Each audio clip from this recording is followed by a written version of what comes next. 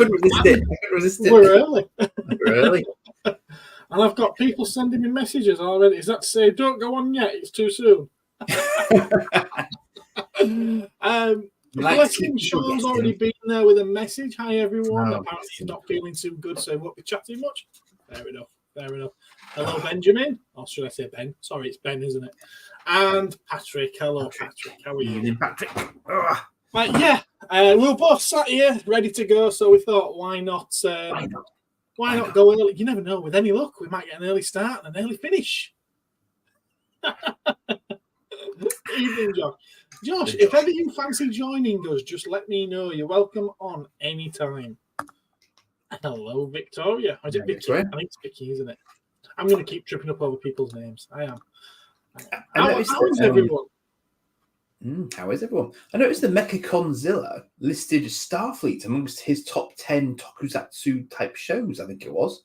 Is it really? Okay. Yeah, I found that curious, given that he appears to be far too young for that series. But yeah, it was interesting. Well, you could say the same thing about the vintage Godzilla stuff, but he's a big fan of that, isn't he?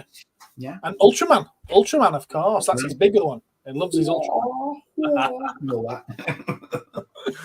But I would say, is it actually tokusatsu? Because I don't think it is. Tokusatsu is, Power Rangers type thing. Well, Daix is tokusatsu. Is he? Technically, the Imperial Master sort of would be as well. Oh, okay. But Daix being a combiner is Power Rangers. So if you think about it, he's kind of like I thought the Tokusatsu was the man in like a lycra suit. The Ultraman, not the kaiju, not the robot part of it. I mean, I could be wrong. I could be poorly educated. I'm with you. I'm with you. Yeah. I mean, there aren't many examples of that in Starfleet. There is the Imperial Master, who is a bloke in a suit, but he's kind of supposed to be giant size. That's all. So yeah, borderline perhaps. Okay. I would say that it isn't anyway. Tokusatsu is a Japanese term for live action films or television programs. I'm stressing on the live action part there. Okay. That make heavy use of practical special effects. I may have got that wrong. He may have, or his classification is wrong. One of the two. Possibly. So, Interesting. Yeah, I mean, it's unusual in that it's the only Japanese puppetry show I think I actually know of in that particular vein. I don't know, because obviously normally it's either anime cartoon or, as you say, it's live action. Who did Space Patrol? I thought that was Jerry Anderson. Was it Jerry Anderson?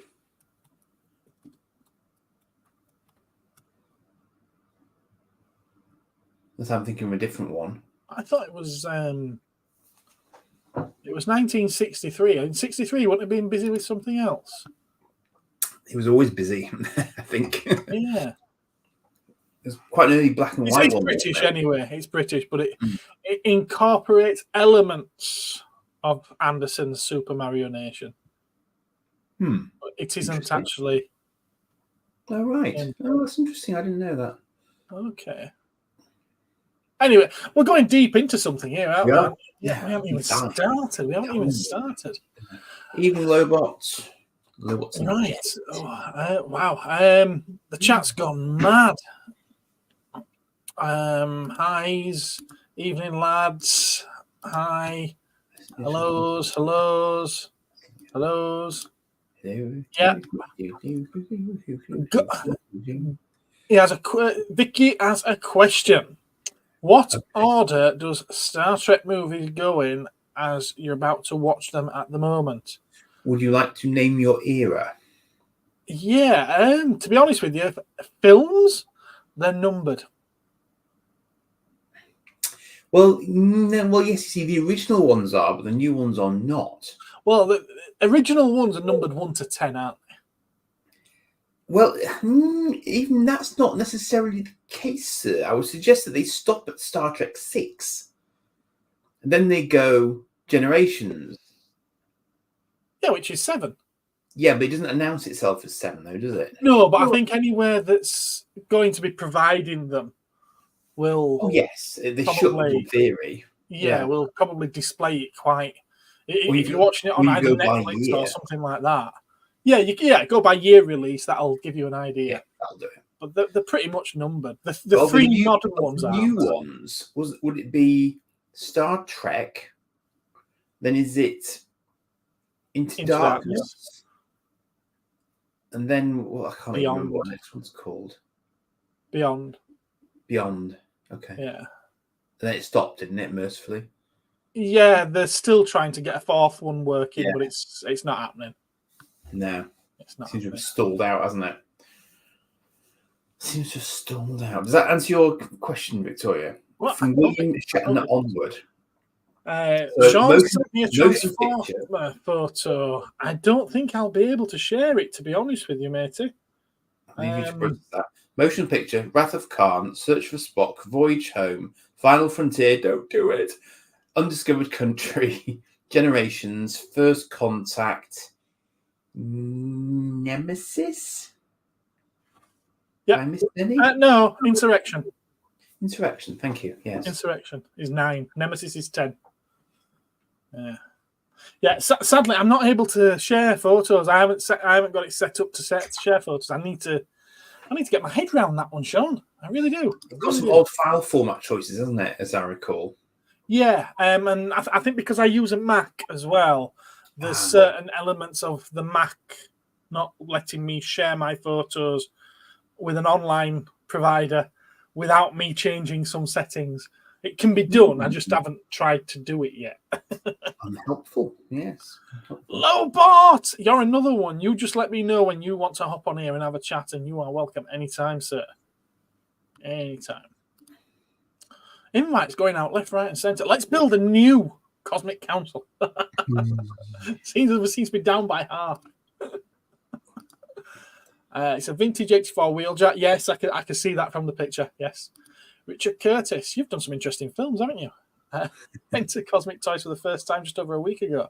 Currently building the Gundam kit of the real grade Xeon. Oh, cool. That sounds like an expensive one. Real grade. No. The ones I've had in so far have all been 30 quid each, but I don't know how much the Xeon is. Xeon G, cool. From William Shatner onwards, she's saying. So, yeah, just go with motion picture, which is 1. Then the rest of them are numbered 2. Or the slow motion picture, as those in the know like to call it. Yeah, maybe skip the motion picture. Yeah, if you watch the motion picture, you'll probably not watch any of the others. It's always a possibility. Terrible. Although, I am tempted to see the new... I'm sure there's a nice, shiny new version of it they've done that's been... cleaned up and everything. I quite like to see that. The director's cut of the producer's edition of the best bits ever. Probably. Hello. Oh, Mario's in the house. Hello, Mario. Mario. It's my man, Mario. Mario. I bet he gets sick of us doing that. Yeah, he probably does, yeah. He's not heard that at all ever before. No, ever. I thought Captain Kirk and Spock and Dr. McCoy from the first movie, the 1980s, you think they're okay? Cool. Yeah, 70s and 80s. I suppose technically they went into the 90s as well with Generations, didn't they? You got Kirk in that one. Yeah. Was anyone else in that? McCoy was in it. Scotty was in it. In fact, the bit at the beginning. Yeah, Duhan was in it, and so was, I want to say it was Chekhov, and it was Walter Koenig was in it as well. Yeah, no, I remember now. Just finished watching First Contact. Oh, that's not. That's later. Yeah, that one's number 8. Yeah, that one's number 8. Is that? It's a good film though. I like First Contact. Very good film. Yes. We like that one. Prepare for a simulation. So worry. Sean loves the old Star Treks. Appreciate that, Gareth. One day I will darken the council step. No, you'll brighten it. It's between 60 and 70 used. Oh, fair enough. Yeah. Yes, yeah, they were expensive. Oh, is it? Is it as big as a master grade? Because usually the real grades are the same scale as the entry grades. Well, yeah, entry grade and high grade. High grade, aren't they? Cool. Yes. Interesting. Anyone looking forward to Transformers 1? No. I'm glad you're looking forward to it, Sean, but no. Is it the wrong voices? It's not even that. Too kiddie? Yeah. It looks like... have you seen the Trolls cartoon? Vaguely, yes. Right. It looks to me like that. They've taken a classic IP and they've completely changed it. They've updated it. There's probably going to be a couple of songs in there. And it's all shiny and everything. And it's made for kids today, which is fair enough. Transformers should always be made for kids as far as I'm concerned. If it's Instruments of Destruction, I'll let them off. But apart from that... but it looks too far removed from what it really was. Okay. All Star Trek is good, but Discovery and the first 2 seasons of Picard, and probably anything else that's come out in the last 5 or 10 years, to be honest with you. They were very confusing. Those. It's a sort of I don't know. I didn't even know what they were. Last season of Picard. Okay, so it's a bigger. I get it. I've got a. Whether or not it ever turns up, I don't know because it's been placed on back order. But I've got I think it's Psycho on order, and that's a high grade. But because it's a bigger thing in the show, it's about that big. Good lord! So I'm looking forward to that if it ever does turn up. But it's still 1144 scale. Okay. It's a good way of getting kids to like it through. True, definitely. No way, I don't think they will sing. Talk to me in a few months after you've seen it. When's it due out? Soon, I think, isn't it? It's had one trailer, hasn't it? It'll be part of the summer. It'll be part of summer releases, won't it? Inevitably, I suspect. I never thought that Doctor Who would sing and dance. I haven't actually seen this series yet. Neither have I. And I've got intent to. Oh, he's joining us. Wow. Oh, hell. Welcome aboard. Huzzah. And then he goes again. I'm going to say.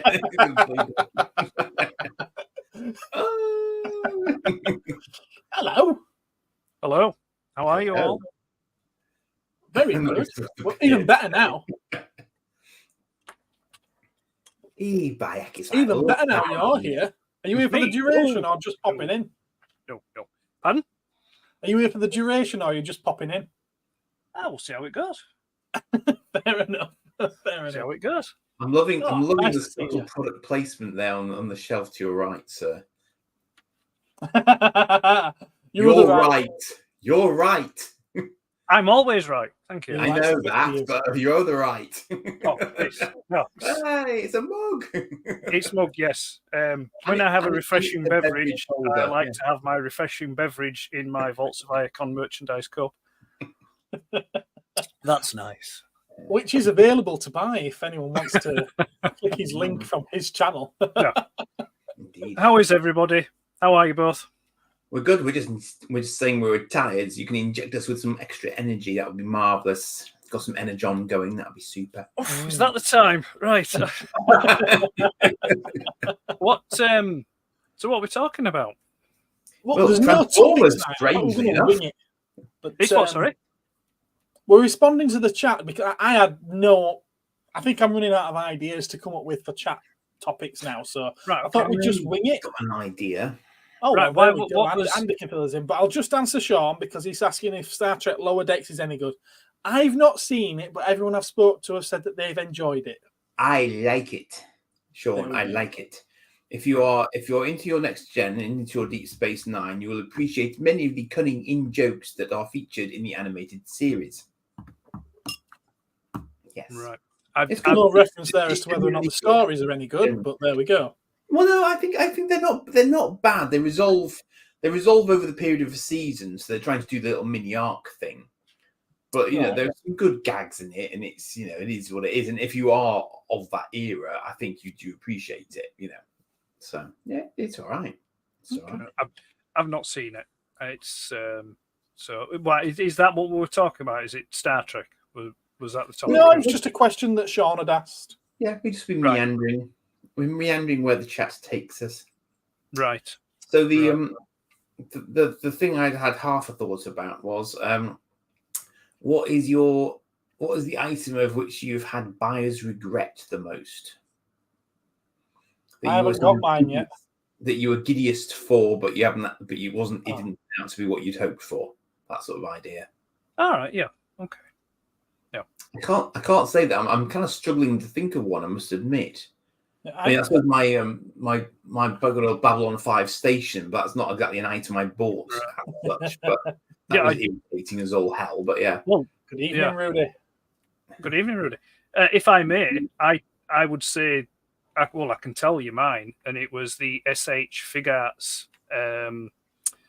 Luke, Han, Leia, and Obi-Wan. Was it Obi-Wan? Yes, Obi-Wan. Yeah, okay. Obi-Wan. It was those. Nothing. There was nothing wrong with the figures. It was me. I just found them quite unnerving. Like it had that kind of uncanny valley kind of look to them. And so because at the time I was buying the Bandai model kits, but the figures, so like the stormtroopers and the droids and things. And I had like a little display going, and I got those. I mean, the reason why I got them was because I got them for next to nothing, really. I paid peanuts for them. But once I got them in the display, I just didn't like them. It just looked they look creepy, if that makes any sense. So so it kind of reinforced to me the reason why I just stick to droids and stormtroopers and that, So yeah, so there was buyer's regret on those. I would say for definite, yeah. I've seen LOWBOT's comment. What's that? The wife question mark. Is that what you meant? Bought your wife? Wives are very expensive creatures. Some of them more than others. What's that lady? September. Okay. They've started the hype wagon early for that one then. Bloody hell. Someone's in there straight away. Spectrum! You've been missed. Touche.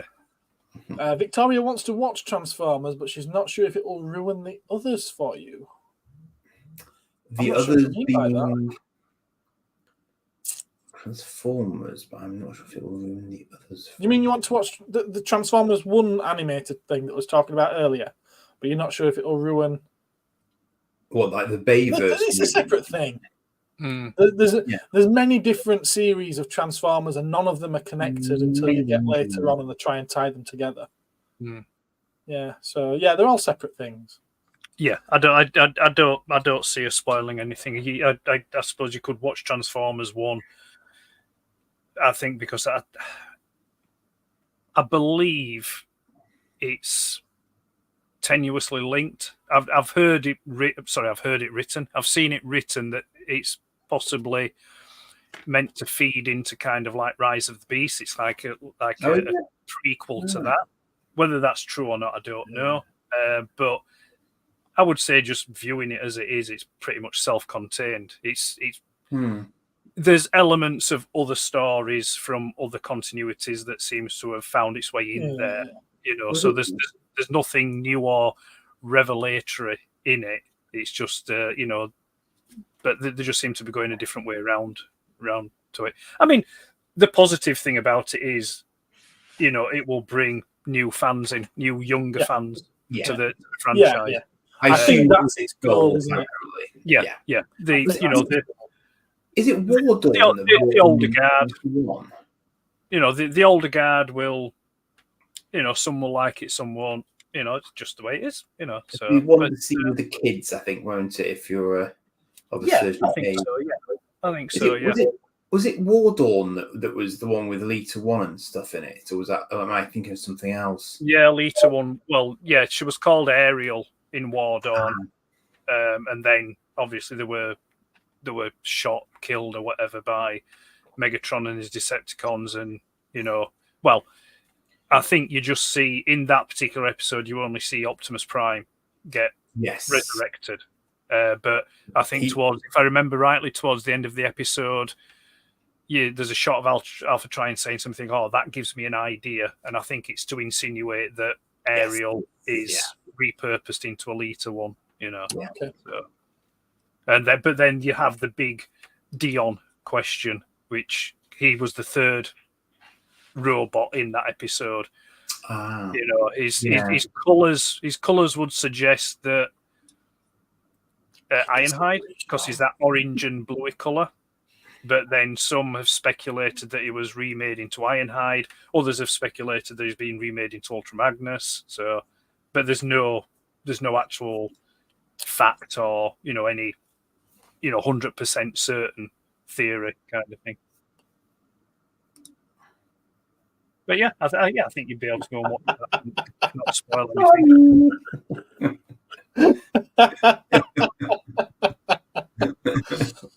Imagine what you would say if you were on here then. The new one coming out, Transformers 1. Yeah, right, okay. Yeah, I don't think it'd spoil anything for you, though. No, probably not. It's comical. I would definitely be watching it, all judged off Transformers 1 trailer. That's fair enough. It's not for me, I don't think. Got to go start feeling funny. No problem. You take care, Sean. Feel better soon. There we are. He did say that he liked your G1 poster behind your head as well, Ed. Yes. Thank you. Yeah. And the chat's all caught up with now. All caught up with. So what have you been up to all these weeks and weeks and weeks? Nothing, which has been lovely. Super. I've just been focusing on my photography side. Just been doing photos. On Instagram and Facebook. I've also been busy with work as well. So that's a good thing. So yeah, I've not been completely out of the loop. I've been doing bits and bobs. I've done a few like video intros and trailers and things for other YouTubers and collectors out there for them to use in their videos and that. So cool. I've been doing that. So yeah, I've been here and there, but just not in front of a camera like this. So he's let the old dodgy very strange. Pardon? Let the old dodgy geezer into the vault from time to time. Well, I had a few pre-recorded chats already done. They're just not being edited. So I've released 2 so far. There was one last week, 2 weeks before that, and then are they not new ones? Then are they? I thought they were old ones. Yeah. When you watch them, new releases. New releases, yes. Yeah, the new releases. But if you watch them at the bottom of the screen, I've put when they were recorded. So the one that I posted last week, that was recorded in November last year. Okay. And I think the one, my final release, which I think probably will be next week, I think now, that was also recorded in November last year. And then that's it then. That's it for the Collector's Archive. It's it's a short season 4. It is a short season. I think there's only 5 episodes, so it's 3 short of the usual 8. So I may... It's last batch, Robert. Hello, Robert. I may maybe do a compilation. Maybe the last 3 episodes could be like a compilation of Series 1, Series 2, and then Series 3. That does 3 episodes, 3 episodes, doesn't it?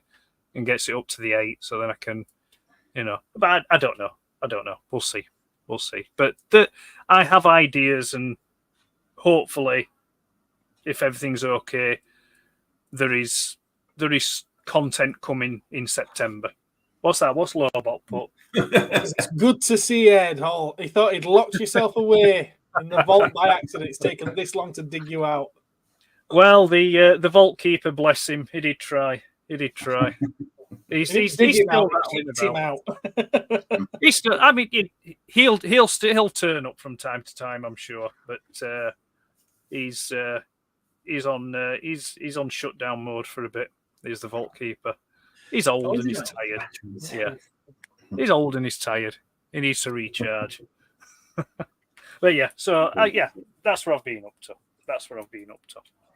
Cool. Well, it's nice to have you back, even if it's only temporary. But it's nice to have you back. Yeah, just nipping. I saw the rule of two when I saw it advertised, like the rule of two. It's like I'm going to break it. Yeah, I thought I'd do it Disney, and sort of like it worked. do a Disney and sort of like the psychology.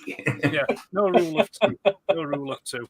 But while I am here, I will wish you both a happy anniversary for the other week. You're part of it. Cosmic Council. Yeah. You're part of it. Yeah. You did the vast majority of that first year with us as well. You did vast majority, yeah. Yeah. There's only a few episodes that you missed out on at the end there. Yeah, I think one or two. Yeah. So yeah, but you're definitely part of it. You deserve the congratulations as well. So therefore, congratulations. Congratulations. Cheers. Cheers. That's a nice cup. Yeah. It's a nice cup.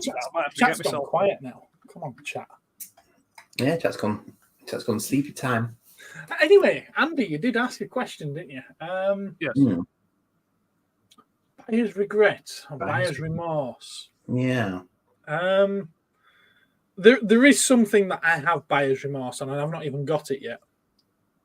And that's the HasLab Ghost. Oh, interesting. Yeah, as soon as I clicked buy or back or whatever it is you do with that thing, as soon as I clicked on it and okayed the payment, I regretted it. Because I'll be honest with you, it's not a ship I like the look of. It's not something I intend to keep. It was purely a case of, well, all the rest of the HasLab stuff, as soon as they arrive, they end up selling for more on the aftermarket. So I'm buying it purely with the intention of flipping it at some later date. But then I was like, but look how many people have backed this thing. It's not going to be rare. So I think it's something like 24 or 28,000. It's not rare. Well, rare is relative, though, isn't it? In this country, it might be rare-ish, presumably. I don't know. I don't think so. No? I don't think. I think everybody who wanted it and could afford it backed it. What sort of size of ship are we talking about? Because they're quite hefty, aren't they, these ones? Right. You know the great big Millennium Falcon that I've got at the shop upstairs on top of the cabinets? Vaguely, yes. Yeah, it's bigger than that. Okay. Because it's a bigger ship than the Falcon. Right. Yeah. Okay. So yeah, that's my regret. But I weren't even giddy about ordering it in the first place. I don't. Other than that, I don't really tend to have regret for things. I suppose life's too short for regrets. It may have been backed by 20,000, but there'll still be. I would say for definite that there'll be someone who didn't back it, and then once it comes out, they'll think, "Oh, I wish I'd have backed that." So I don't think you'll have issue moving it on. No, I don't think so. I don't think I'll. I don't expect to turn a profit from it. Right. I think you've got to assume as well that some people could have backed it to do exactly what you're going to do. Exactly. So, exactly. The fact that it's limited to 3 per household as well, or 3 per account. It's like, well, it's like it's similar to the 3 of them. Yeah, it's like the flipping thing. It's like the Mattel's Hot Wheels transforming Optimus Prime. I've seen it. It sold out in 15 minutes. Wow. Yeah, I know. Yeah, sold out in 15 minutes. And even before it had sold out, they were being advertised on eBay at double the price. So, 160, 170 pounds. You know, I mean, it cost £80 from Mattel. It literally is half the size of G1 Optimus Prime. So that gives you an idea of its actual scale. It's tiny. It's all die cast. It's painted die cast. So when it's in truck mode, it doesn't really go together very well. It's not, you know, it doesn't look good at all. The tolerance. I like the paint. It's a nice paint job. It's a nice color. The packaging. The packaging is really nice because it's not sealed packaging. So when you get it, you can decide how you want to display it. You can either have it landscape and have it displayed in truck mode, or you can have it portrait and have it displayed in robot mode. Okay. So it does look nice. It is a nice collector's piece, I would say, for Hot Wheels collectors, but I don't think it really offers much for Transformer collectors. Yeah. I remember I randomly picked up, I think it was a collection of Thunderbird's pod vehicles that, to my mild bemusement, was by Hot Wheels for no apparent reason, but they were displayed very nicely. It was a really nice sort of packaging job, you know, because you could sort of open it was like a Necker figure or things. You could sort of open it like a book, and the sort of the little vehicles were inside it like that. So that was really nicely presented as well. So obviously something they're considering doing more of, I suppose, or have been doing for a while. I don't know. I saw some more pictures today of this Hot Wheels Optimus Prime. I think it was Toys R Us rather, that had shared them. Oh yeah. And there was one that stood out to me. It was transformed as the robot, and it's just his arms just seem so long and lanky. What's going on with them?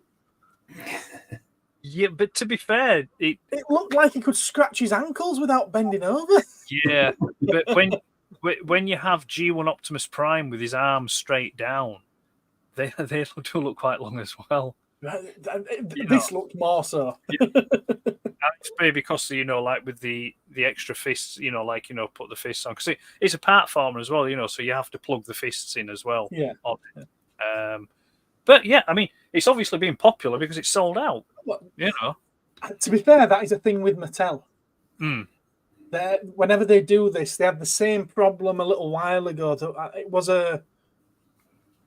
I think it was a Monster High doll that they released, but it was Elvira. And again, sold out in 5 minutes. Right. And people were kicking and screaming, and anyone in the UK were unable to place orders at all. Right. Oh, wow. It kept crashing out on them. But the thing I find interesting... It's a thing with Mattel. Yeah, the thing I find interesting is, I mean, I don't know if it will be the same for this particular piece, but someone I was speaking to about this, they mentioned that, that Hot Wheels have a habit of, like, these specials that they do, sometimes have a habit of turning up in the cheaper, like discount shops. Oh, yeah. So it would be interesting to see if it filters through and you get one of these Optimus Primes turning up, in something like B&M or whatever, Yeah, so I'd be surprised if that happened with this, but I can see them doing a general release of it with normal paint. Yeah, possible, yeah. Or even isn't it? Even the Bumblebee, just the car and the truck and trailer. Maybe they'll end up in shops like that. But, well, the truck and trailer is going to be on general release anyway, isn't it? And the Bumblebee. Is it? Yeah, as far as I'm aware, yeah. All right. Okay. The part of the truck and trailer's not mainline. Mainline is your single car on a card. Yeah. So that's what the Bumblebee will be part of. But then the truck and trailer's part of, I forget the name of it, but it's essentially trucks. So trucks, transporters, that sort of thing. They do a line of those, and I think it's part of that. Kind of akin to the old Matchbox convoy line. Yeah, same thing. So, but no, it does look nice. But I can see one of the things I like about it is the Spectraflame paint, which it's a translucent lacquer put straight over the base metal, which is why it looks like it does. But I can see them doing a normal painted version, releasing that as a limited edition thing on the market. Mm. Yeah. Excuse me. Robert has a question. He has.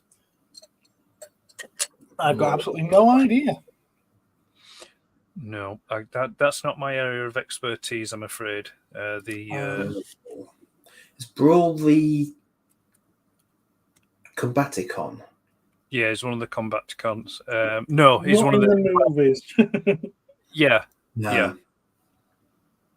But in the movies, he's just a tank. He's not, affiliated or anything like that. Yeah. Is the one that you see trundling around when they get to the city? Yes, is it Central City or something? When they're on the ground. Who did Prime take out on the way to the city? That was Scavenger, I believe. Oh right, yeah. The desert coloured truck with the claw arm. Yeah, I think he was called Scavenger. Don't hold me to that. I don't know, because the names tend to do they were quite random, weren't they?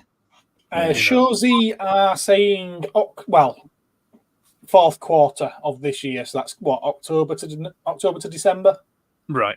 Kind of time. So I expect it at the end of the year, Robert. And if you haven't already, have a look at Shorzy, because I know that you tend to get a lot through eBay, and sometimes it might cost you a bit more. But you've also been picking up fakes. Sadly, that Prowl did turn out to be a knockoff. So make sure you don't buy any more like that. From Shorzy, Kapow Toys or In Demand, and you know that they're going to be genuinely real. Yeah, it's a shame on that Prowl. But crazy date. That's what it says. Crazy date. They only announced it recently, didn't they? April, by the look of it.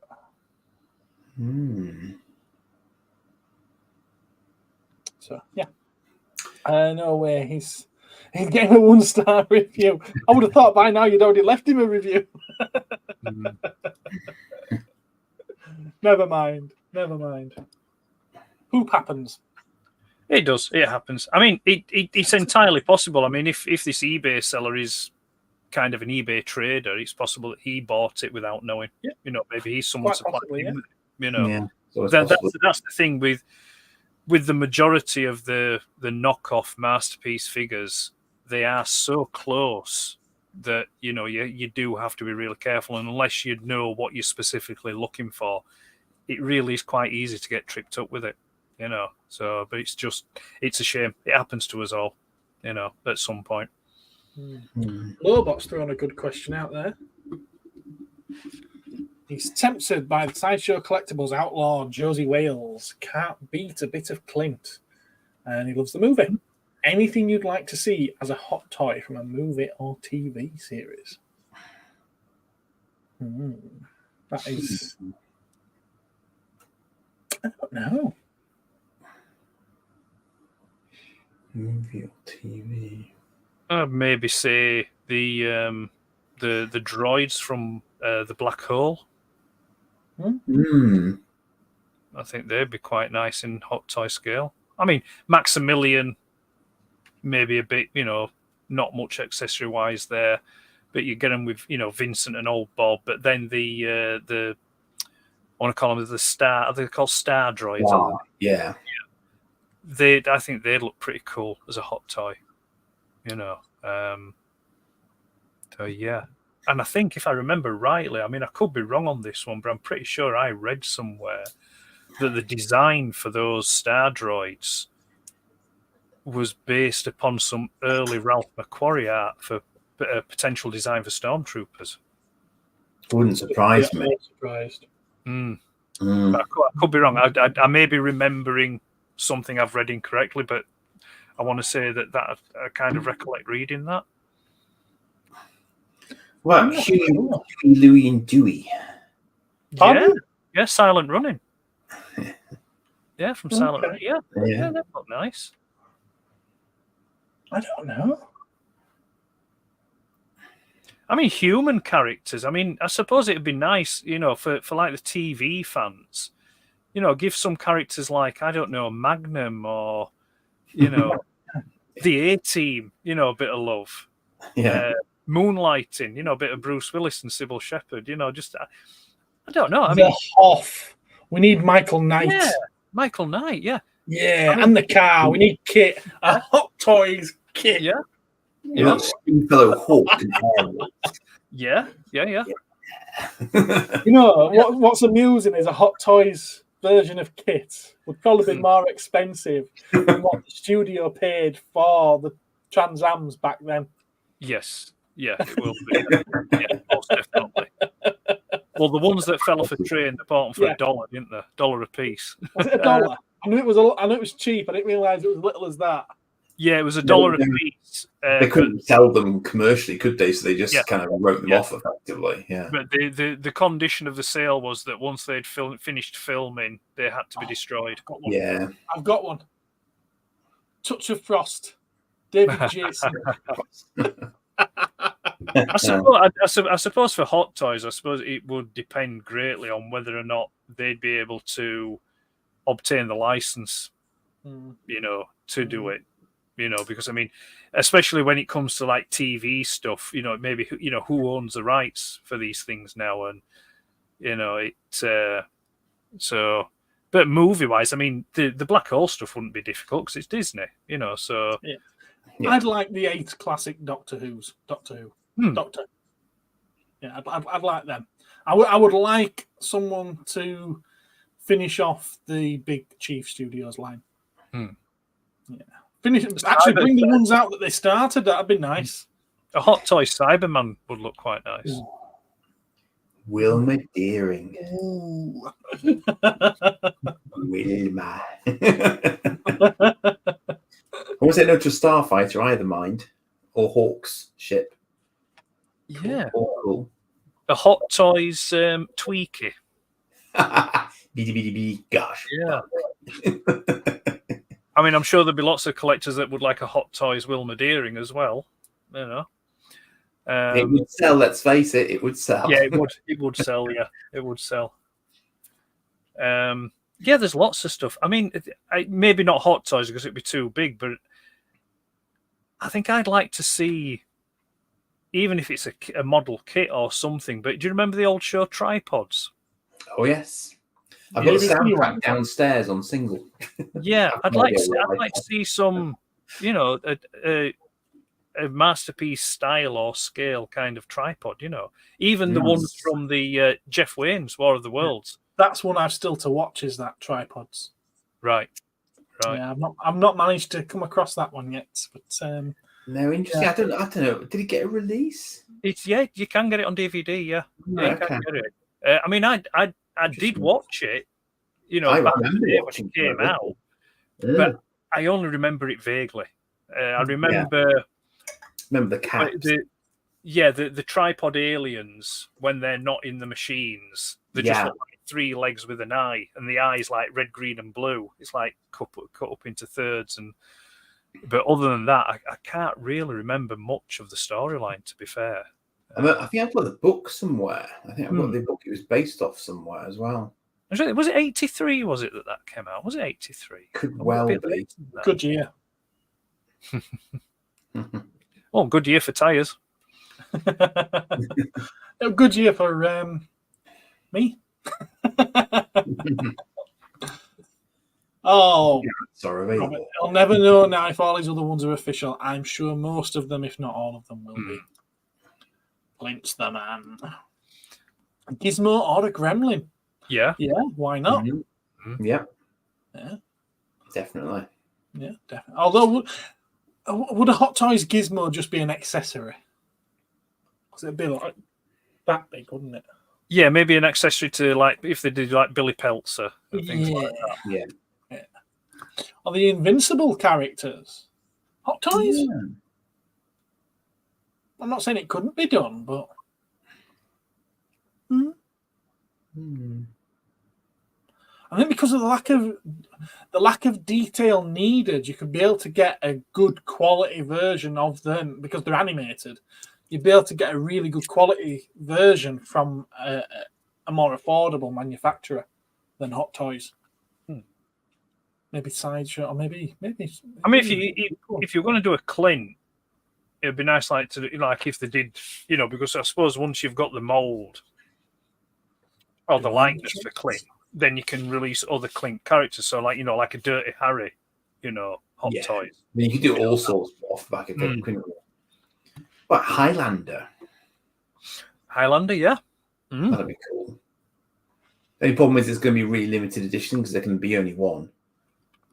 No, I don't, Victoria.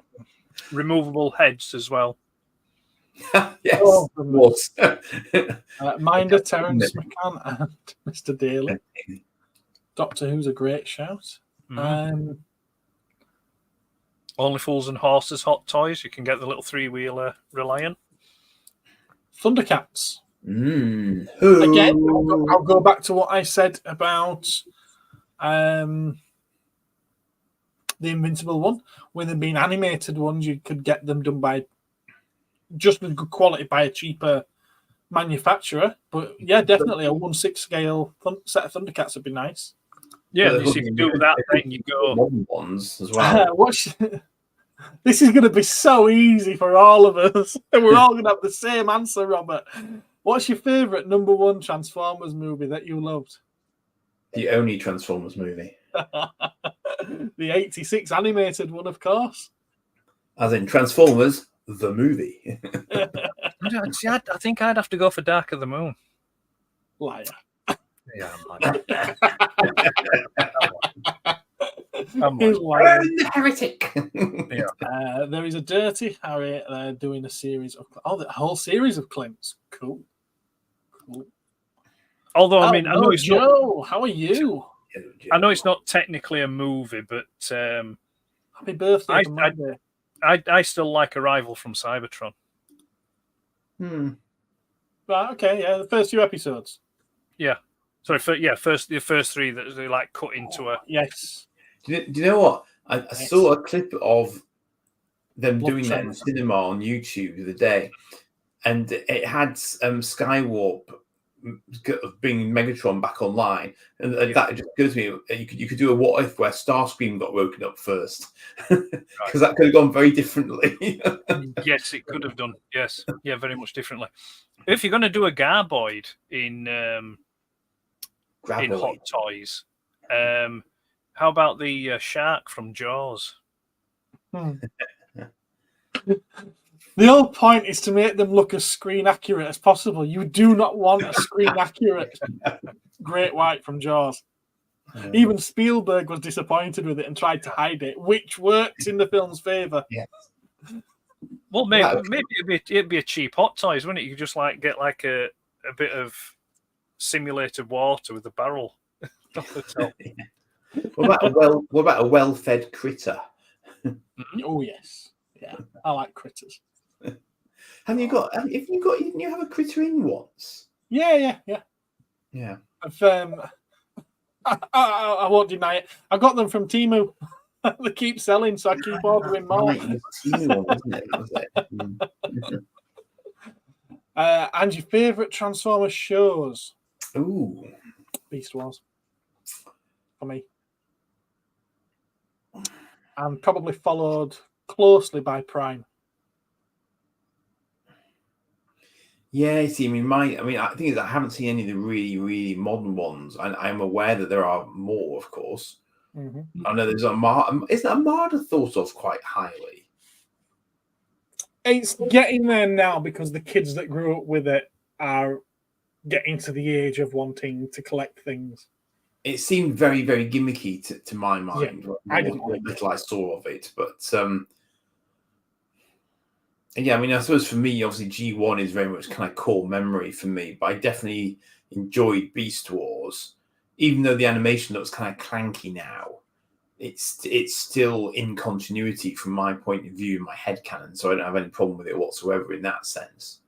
But I think Prime did do a really solid modern job of it. Even though in some respects it's kind of odd because the actual number of characters in Prime is really limited when you think about it. Yeah. So it's kind of like Beast Wars in that respect. It's not actually radically different to the Beast Wars setup in that sense. It was deliberately kept to a very short amount, low amount of characters in order to keep the rendering time for the episodes down. So probably a budgeting thing as well, because they probably would have been able to render just as quickly with a higher budget. Also fewer voice actors to have to pay as well, of course. Yeah, and especially considering the voice actors that they did have. Yeah, they had some good Jeffrey Combs. I don't know. You see, I'm a bit of a disadvantage when it comes to that question because I haven't actually seen. I've seen the odd episode of Beast Wars here and there, but I've not seen the whole series. Oh, but by the same token, it's the same with the G1 cartoon. I've not seen all of the G1 cartoon. I know. Believe it or not, I haven't. No, heretic. I know. It gets to a point where it's just difficult to watch. Well, the thing is, I wouldn't swear to having watched all of season 3 because that was just horrible. Yeah, but I mean, obviously, I've seen all of the first season. I've seen probably maybe half a dozen or so episodes of the second series. I mean, I do intend to watch them because I've actually got them out of storage. So that's season 2, but that's the Region 1 Rhino release. So season 2, very few episodes. Probably maybe 1 or 2 episodes of season 3. I've watched the Rebirth, which is like their de facto season 4. But yeah, Beast Wars, no, 1 or 2 episodes. Transformers Prime, probably half a dozen episodes of that. And then I have watched the Netflix ones, the ones that were on Netflix. Yeah, they're interesting as well, actually. I need to give them a rewatch, actually, in fairness. Yeah, I mean, I was just put off by the animation choices. I personally just feel that the animators tried to make them look too much like the toys. They were just too blocky like the toys. But I mean, it did what it needed to do. It wasn't for me. It wasn't. It lost me. I think it's the first scene when you see Optimus Prime. Right. He's on his knees in front of Megatron, and he's about to be executed, and it takes Elita 1 to rescue him. And I'm looking at Elita 1, and I'm looking at Optimus Prime, and I'm like, he's like 3 times her size. Why was he not able to do what she did? Why did he have to be saved by? Okay, take this misogynistic if you like, but why did he need to be saved by a little girl? He's an army vet. Well, he's a war veteran. He's military leader, and he needs a little girl to save him. Ridiculous. Well, maybe it's the for me that set the tone for the series. Yeah, maybe it's the Return of the King thing. With Eowyn. When she kills the 2.5 movies that leads up to that point. Yeah, who knows? It was a writing choice. But yeah, so G1 Dark of the Moon. It was being sarcastic about Dark of the Moon. It didn't mean it. Yeah, bless him. I'm sure it has its fans. Not particularly one, but yeah. So I'd have to go with my favourite would have to be G1, but like I say, it's still limited. It's the Marvel UK comic for me over the cartoons, over any cartoon, So yeah. Joe watched the new Planet of the Apes last night. It was good. The man from Del Monte. He say yes. I'd quite like to see that as well. Actually, it's on my list of things to watch. I started watching Godzilla X Kong last night. I'm going to finish off watching that. I'm going to finish off watching that tonight. It's fun. It seems that way inclined so far. It's an entertaining film. It's not. Yeah. Did you watch -1? No, I'm going to save that. Okay. I'm saving that. They're 2 very different things. Yeah. Well, I'll be honest with you. I did start watching it, but I think where I was streaming it from, I don't think the English subtitles really matched what they were saying. All right, okay. So I kind of because the one of the characters started talking about Swiss cheese, and I was like, no, this can't be right. This can't be right. So I'm going to hold off. I may wait for that to come out on Blu-ray and just buy it and watch that one. It'd be worth it, to be fair. It'd be worth it. Yeah. But no, the Godzilla X Kong. So far, I'm not putting it down. It feels like a music video. I can see what you mean. Yeah. Or like the battle scenes feel a bit like a cut scene from a video game. It's very kind of like it's kind of like just I don't know what's the right word I'm looking for. It kind of like it's there's some interesting lighting and music choices for it. Mm-hmm. I found it slightly reminiscent of almost like an 80s action movie sort of vibe to it, but obviously done with modern effects, if that makes any sort of sense. They had some sort of strange nostalgic twang to it for me. Right. Maybe because it's not going too deep. It's just very what you see is what you get, you know? Yeah. I don't know. It leans very heavily into the 70s Godzilla film. Yeah, that's the one thing I would say that I've noticed in this one. Like I said, I'm about halfway through it in this one compared to other ones. The Godzilla in this movie seems to be a lot more agile and fleet of foot than he was in the other films. He also looks a bit slimmer as well. Yeah, there's things about it that I don't like, but I'm happy to let them slide because I enjoy it more often. I enjoy it more than I don't. Yeah. The things that I don't like are niggles. Yeah. But the other thing I found as well is, again, it could be just me because it's been a long time since I've watched the others, but Kong looked different.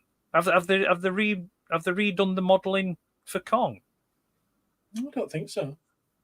Right. It just seemed a bit, maybe I'm just remembering it incorrectly, but it looked a bit different. I thought. I mean, I know he's greyer. They've given him. Yeah, they've aged him a little bit. Yeah. But I don't think they've changed the model from the previous film. Right. It's a newer model from Skull Island. Right.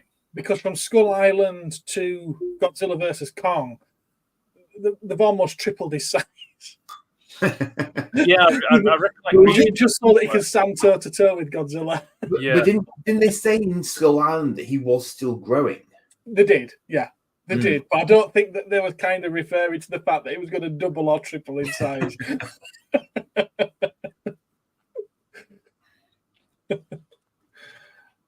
Ben's come up with a very nice pitch there for a nice hot toy. Johnny 5 from Short Circuit. Yeah, I'm there with you for that one. Yeah, I think there are third parties that do them.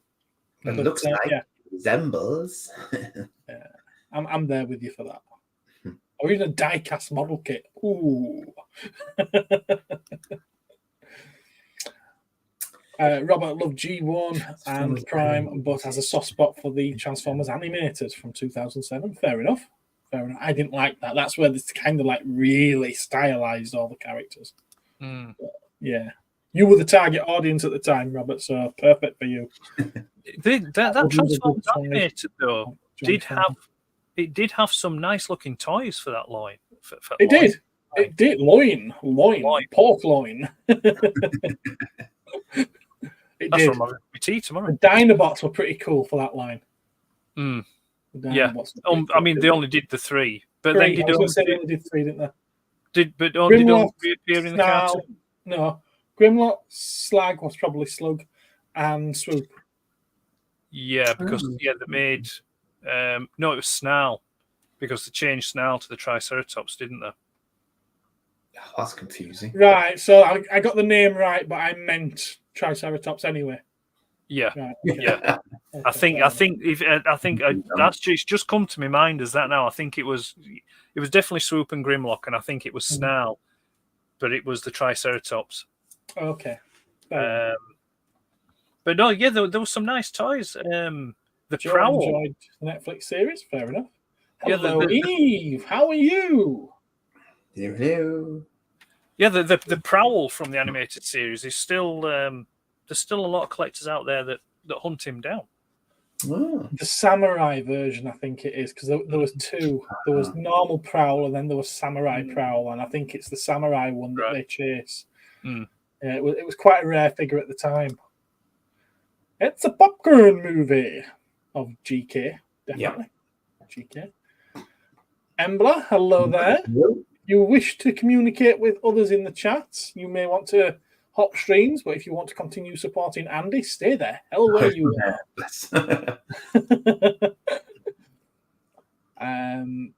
Shin Ultraman, that's one that's on my list. It's very high up my list that I just seem to never get around to watching. It's on Amazon Prime at the moment, isn't it? Although that means tolerating adverts. Yeah, what's that all about now? Well, I'm not paying $2.99 a month to skip them. Hot Toys Astro Boy. Oh, interesting. Or Alita Battle Angel. There is one. Is there? Yes, there is one. All right. Yeah, they did. Well, they announced it. Whether or not it ever got released is another matter. Right. They announced it. That doesn't really count. I remember seeing it going up for pre-order. Oh, Low Boy. Oh, Low Boy. Or a Hot Toys Ghost in the Shell, but the stealth version, so it's literally just a display stand. Yeah. It's like all the naked predators, yeah. Called Fanatic with John Travolta. Not seen it. Yeah, Hot Toys Danny Zuko and Sandy from Greece. Hello. These toys and things. I haven't seen Fanatic now. Hellos? Lots of hellos. Hellos? Indeed. Eve loves Skull Island. I've only just seen it recently. Yeah, really? Most of it, at least, yeah. Brie Larson looks much younger. Yeah, it's one of those films that doesn't suffer from Brie Larson being in it. You watch it and you actually forget that it was her. And then you go back and start watching it again. You're like, oh, yeah, she's in this. But she doesn't grate on you in that film like she does in most everything else. They have a Prowl as a sport motorbike in Hasbro stock. Prowl to me was true. Yeah. Bad film. I'm assuming you mean Fanatic. Would be like that steampunk mechanical spider from Wild Wild West. Okay? Yes. Fair enough. I've never seen Wild Wild West. Yeah, interesting film. Yeah. Have they done? Nice to avoid it. Have they done Hot Toys? Well, not Hot Toys haven't done them, but a Hot Toy equivalent of like the Enterprise crew, like Kirk and Spock and things like that. McCoy. Yes. I say somebody must have, surely. I mean, I want to say Star Toys. Was it Star Toys? It'd be ironic, wouldn't it, with a name like that? Dan selected them at one point. 1/6 scale Star Trek. Who was it?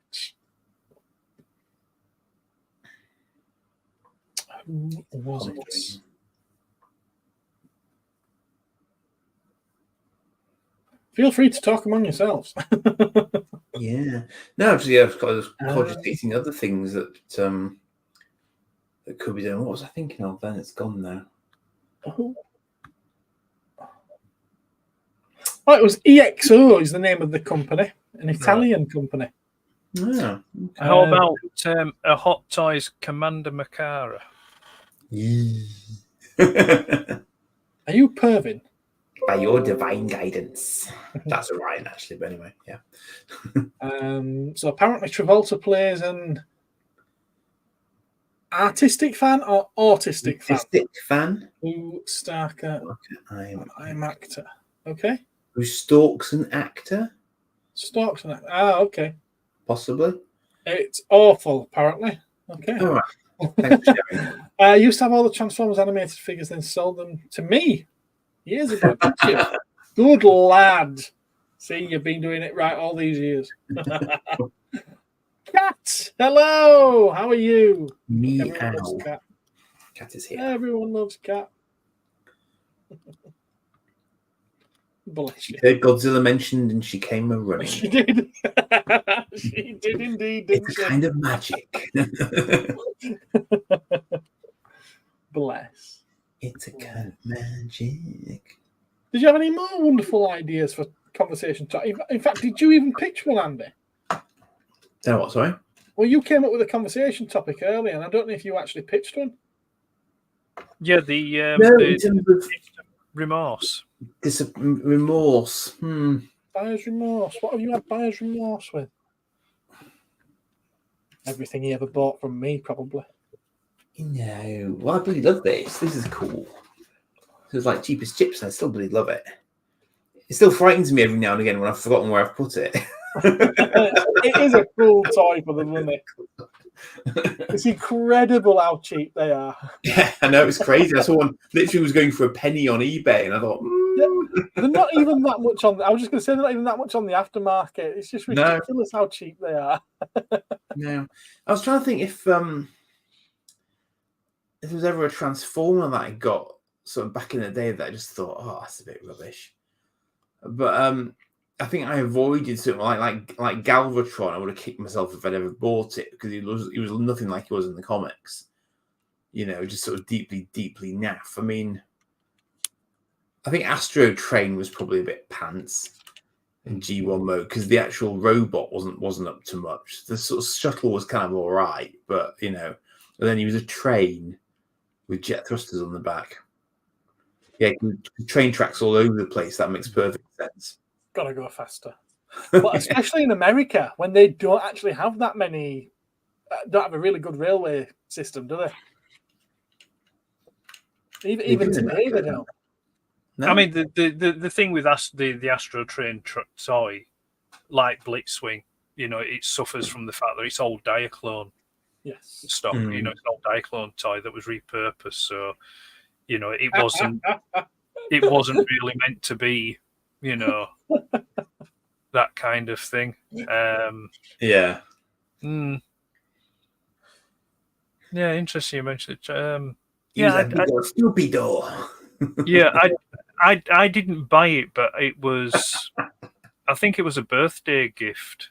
I got Dirge. Oh, you know, the 85 Seeker Dirge.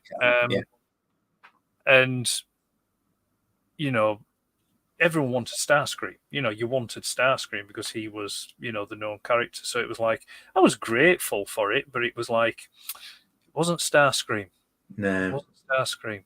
You know, and to be fair, out of the 6 Seeker jets, I think Dirge is the blandest, really. You know, that flat blue and, you know, gold wings. You know, I mean, I know. I like that colour scheme. Maybe that's just being mean to the contrary. Yeah, Ramjet's got the nice, you know, red wings going off for it. Thrust is the better out of the 85 ones, 85 liters. Yeah, you know, with the turbo fans, the wings, and that.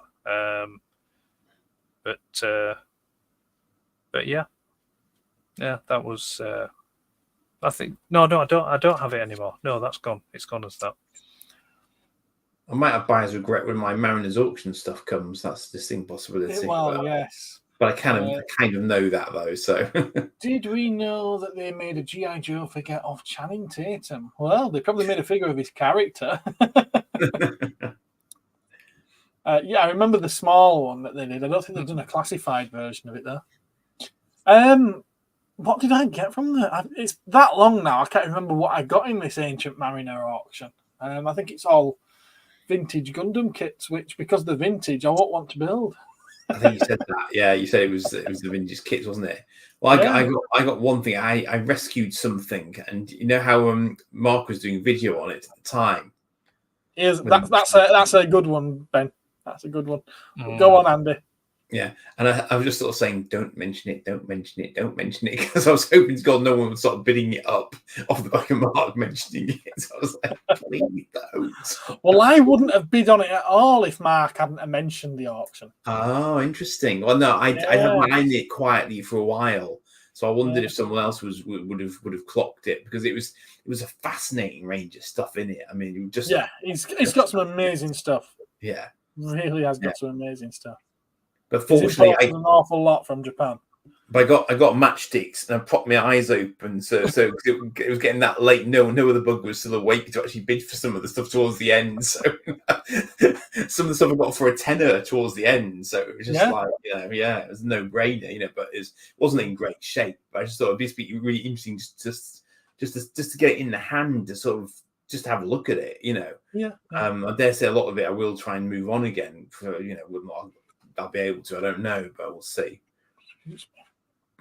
So Ben's just thrown out seller's regrets. Anything you regret getting rid of? I already know what Ed's going to say, but go on. Oh, sorry, you want me to go first? Well, okay, it was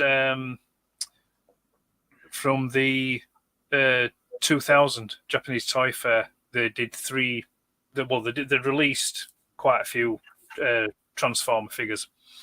They did Ultra Magnus in 3 separate colour schemes. So his original, colour scheme as we see him in the movie and the cartoon. They did the original Diaclone Powered Convoy colours, which is like a dark blue, silver, and red.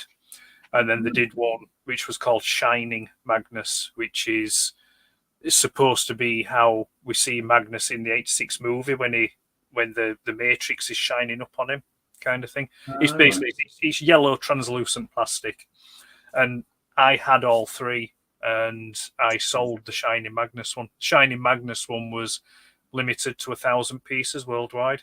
No, was it? No, 800. Sorry, it was 800 pieces worldwide. Yes, and I saw it's 20 years since I sold. Take care, Robert. Goodbye, Robert. But there was that. There was also Nucleon Quest Super Convoy. I sold that. I sold God Jinrai. I had Fire Guts Jinrai, which is the Jinrai, but in like a metallic, chromy orange and red plastic. So they're all figures now which are fetching $1,000+. So I mean, I don't regret selling them because I could sell them now to get more money. There's the seller's regret because they were just damn nice pieces. They still look nice on my shelf. But I've made my peace with it, and my collection is where it is, because of that. So I do and I don't regret it, if that makes sense. Yeah. But that's that's the seller's. Yeah, that's the seller's one. Andy? Yeah, I mean, the thing is, I suppose a lot of the stuff that I got rid of would have been just the natural stuff that ends up going in the local paper, and someone picks up your old Transformers like 30 quid, But back in the day, that was what they were, because obviously they'd gone out of fashion at that point.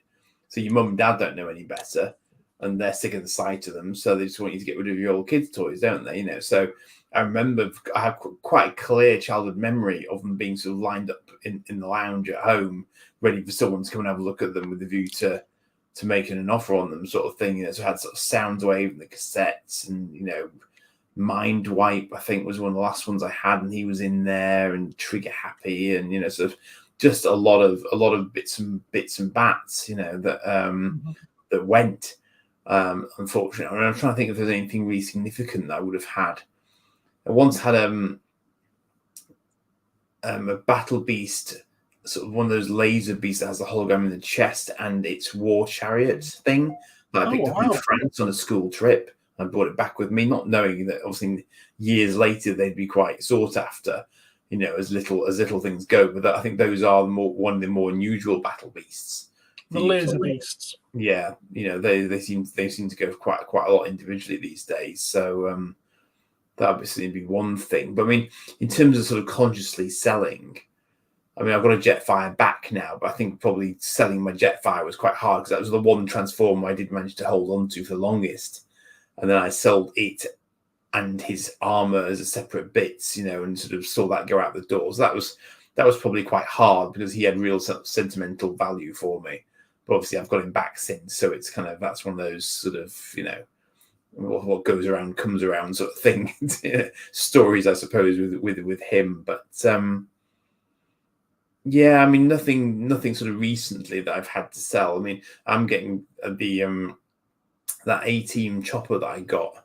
I am letting go of gigs. I just don't have the space for it. It was nice to have it in hand, but that's up for auction again now. Just to see if I can make something back on it. But that was cool to have, and I've kept the Corvette, which is one that's got more memories for me. So Face's Corvette I've held on to, which is cool to have again. So yeah, Gareth, sir. I suppose you're constantly selling stuff, so this is harder for you. But yeah, and there's probably a lot of things slipped through my fingers that I regret selling. But the ones that come to mind are the Zoids 2 Zoidzilla.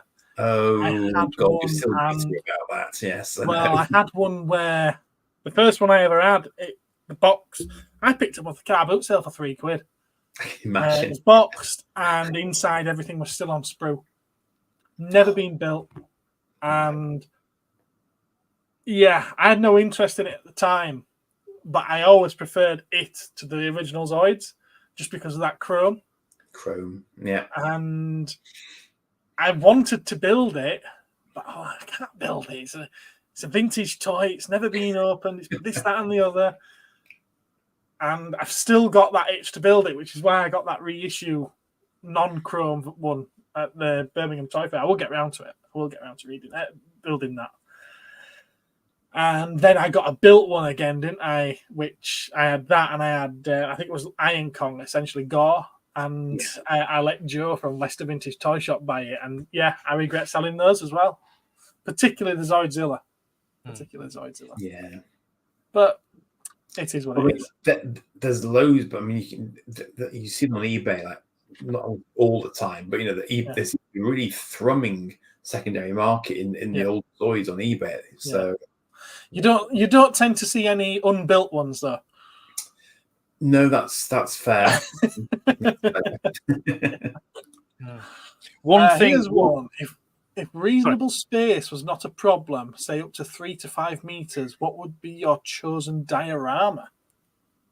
Damn. What, to populate with normal sized toys? Yeah. Could do a good Zoids one actually. Even Zoids would be really quite straightforward to do. You just need a lot of sand if you're going by the comics. Well, yeah, true. I think I may have to pass on that one because I'm not. A diorama's nice to look at. There's a few photographers out there that are doing some great diorama photography, but I don't think even if I had the space, I don't think I'd have a diorama because it's limiting. Yeah, it is. Yeah, isn't it? It's limiting. And if I was to have the space to display my figures, I'd want to change them round, and shift them round, rather than... You can do that. You can do that. The first thing that's coming to mind is Echo Base. Yeah, that would be a nice one. A few snow speeders, the white walls with the lights pinned into the wall. The opening door, a couple of tauntauns near it, a Wampa in a cage somewhere, a couple of X-Wings, obviously the Falcon taking up the bulk of the thing. But then I'm also thinking, how about Docking Bay 94? Because you could have your Falcon in the pit, your walls up the side, and then outside those walls, you could have things like the Mos Eisley Cantina and the streets of Tatooine. Mos Eisley, that'd be quite interesting. Yeah. But but then I'm also thinking the final Jedi duel would be so simple. It's just the Emperor's throne and Luke and Vader. They could go on all night. Notice they've all been Star Wars so far, haven't they? Interesting. Actually, no. Interesting. It wouldn't take up a lot of space, but I'd like. I mean, it's going back. Well, this is going back 20 years. I'd like to have the Pride displays, Transformer display. Yeah. That they did a few prototypes for, but then they never went into production. They did the Star Wars one that was produced and released, but they didn't produce the Transformers one because Hasbro pulled the permission for it at the last minute. So is that what it was? It was Hasbro. Just give me a moment. I'll be back. Okay. Well, good evening, Dave. How are you? Dave. Built by a pro, not toilet rolls, sticky back plastic, and fairy liquid. Oh yeah. You know, I am tempted to do like some for some Warhammer pieces. Oh! Just remember something. I had an idea for your shop window. You've had an idea for my shop window? Yeah. Oh dear. If you could get, you know how you can get sort of like, I don't know exactly what they'd be, but like a sort of vinyl stickers almost. And you can have like heroes going up one side and then their appropriate opposite number villains going down the other side. So you can have like sort of Prime with his gun sort of doing that on one side, and Megatron sort of on the other side like that. Okay. And they could be sort of fighting across the window like that. And then you'd leave most of the window free. Sorry, that was a random thought. I can't even remember when that popped in my head. That's weird. It just came back to me then. So I thought, if I don't say it, I'll forget it again. So fair enough.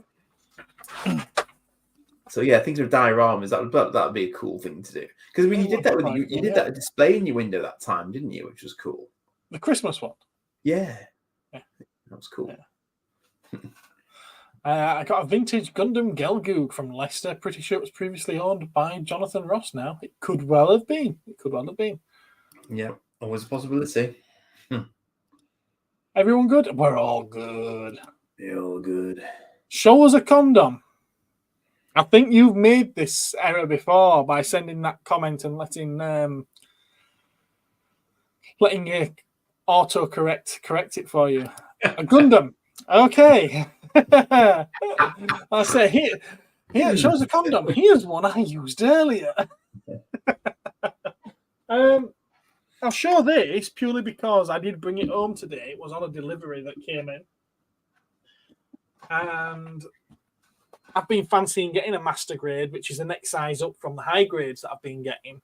And the suppliers, as I was checking everything off on the invoice, I was like, there's 2 items missing.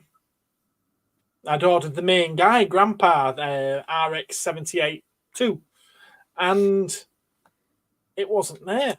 I'd ordered 2 of them, and they weren't there. But there were 2 of these, which are supposed to be 4 times the price. So the doc obviously sent me the wrong ones by mistake. So I thought, thank you very much. I will accept this gracious donation. I'll just ask her that, because when I was watching your video, I was watching it this morning while I was doing a bit of work. Last week. Allegedly. The what, sorry? Last week. So this week's video, last week's delivery. Yeah. Yeah, that's the one. Yeah. Is it real grade? Yes. The RX, original Gundam. When I saw that piqued my interest. I thought, because I do want one of those, but I researched it and it's tiny. Yeah, they're only they're the same size as these. Yeah, so I kind of so I decided to pass. I want something at least 12 inch. Yeah. 12-inch scale at least. Right. In that case, you want a perfect grade, and they don't come cheap. Why? What price range are they? I've just got one in. It's a different Gundam. That's 175, I think it is, or 180. Yeah. Yeah. Right. Let's have a look. Perfect grade. RX. Yeah, I think for that one, I'd be wanting pre-built. I'd be wanting someone to have built it for me. That's not the point of Gundams. Yeah, there's one. There's one for $289. No, wow. I'll pass. Yeah. Can you get them in like figure style?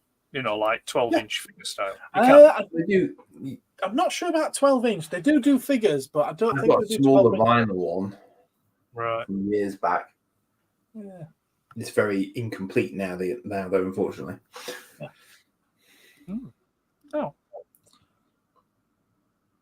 Dave has no regrets about getting rid of things.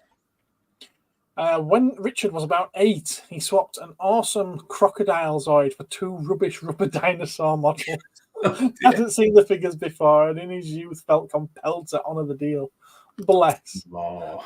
What's the best thing you have bought? Ooh, that's quite. That's a very wide net you're throwing out there, Victoria. What's the best thing you have bought? Well, I'm not a property owner, so it's not my house. Probably the car.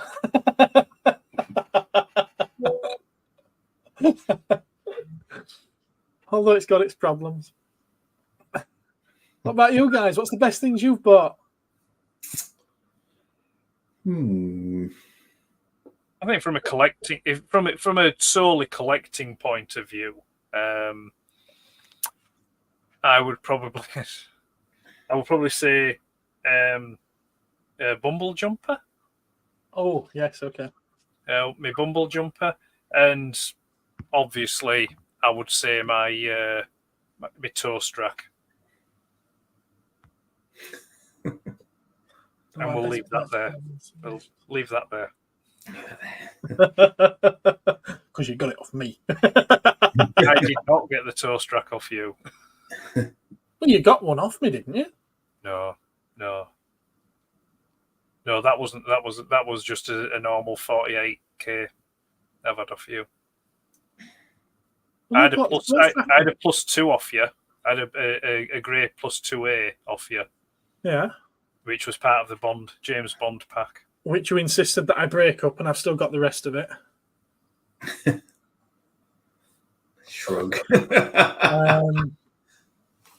Hello, Sprue. How are you? Best thing I ever bought. Will be the graboid bursting through the basement while in the first tremors. Good one. Probably my Di-X, I guess. Oh, really? Well, just because to get it in a box is relatively unusual even now. I mean they are around, but I don't mean the Modroid one. I mean my sort of original 80s kind of late 70s one.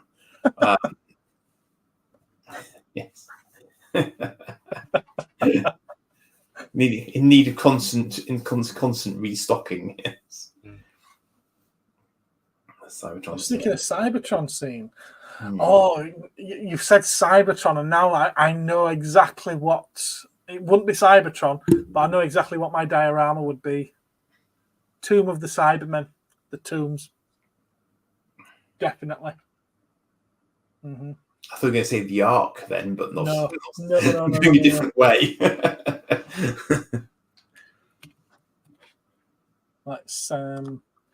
Most of you probably know exactly what I'm talking about anyway, but present share screen. It's that long since I did it. Yes, it's that share.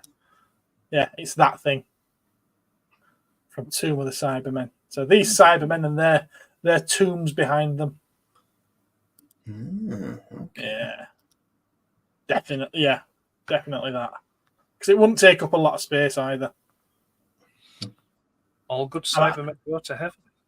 Yeah, I'd probably have a couple of Cybermen climbing up the ladders at the side as well. There's not many pictures of it though. That just reminded me of Red Dwarf then. What did? Cyber Heaven. Oh, Cyber. What do you mean? So there's new Cyber? Where do all the toasters go? The characters from Red Dwarf in Hot Toys version. Yeah. Do I still have a Warhammer Pro? Guess the Warhammer character from Warhammer Marine Sprue freebies. I do have them, yes. They are technically for in-store customers, but if and when your next order, I can pop you a couple in if you like. I miss Woolworths, just a random gem finding stuff. Yeah, I miss Woolworths, to be honest with you. I miss Woolworths. Did I ever say I got mistaken? A life-size model of, I'm assuming you mean Gareth, but Garth, really? No, Garth Knight from Knight Rider. Good save. Freedom Planet in Leeds had a Gundam perfect grade for over 200. 60 what? I don't know. What's the best Spectrum game, Ed? Manic Miner. It had to be mentioned. Spectrum. Well, I'm going to say Manic Miner, but that's my personal favourite. What's the best Spectrum game ever? LOWBOT agrees. The trick question. We know the answer. Manic Miner. God, I think that's just really, really subjective. I think is that I don't think inevitably. Well, Horace and the Spiders. Horace and the Spiders is an okay game. It's an okay game. It copies 3 separate old Atari games, in its game mechanics. But yeah, it's all right. It's Horace and the Spiders. I think when they've done like votes, like magazines have done votes about what gamers feel is the best game. This like back in the old days of Crash magazine and that, they've tended to say a game called Elite. Oh right, yes. Just because of its, it was such an expansive game, but yeah, I think it's subjective. I think it all depends on what you grew up with and what you played, growing up. So yeah, games like you can't go wrong with a platform game, like Manic Miner or Chucky Egg or things like that. So yeah. And Victoria's answering her own question from earlier.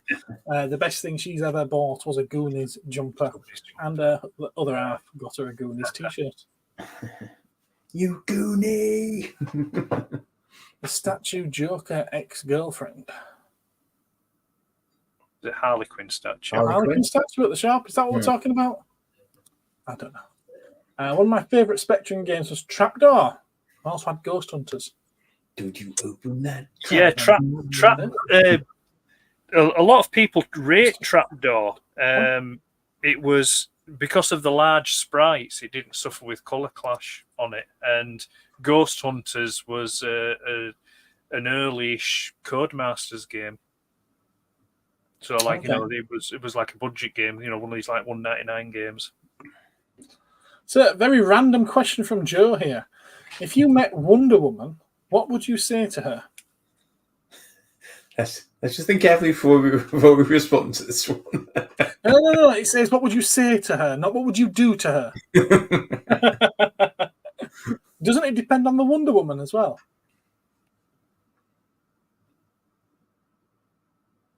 Do you mean from which era, you mean? Well, Linda Carter is very different to Gal Gadot.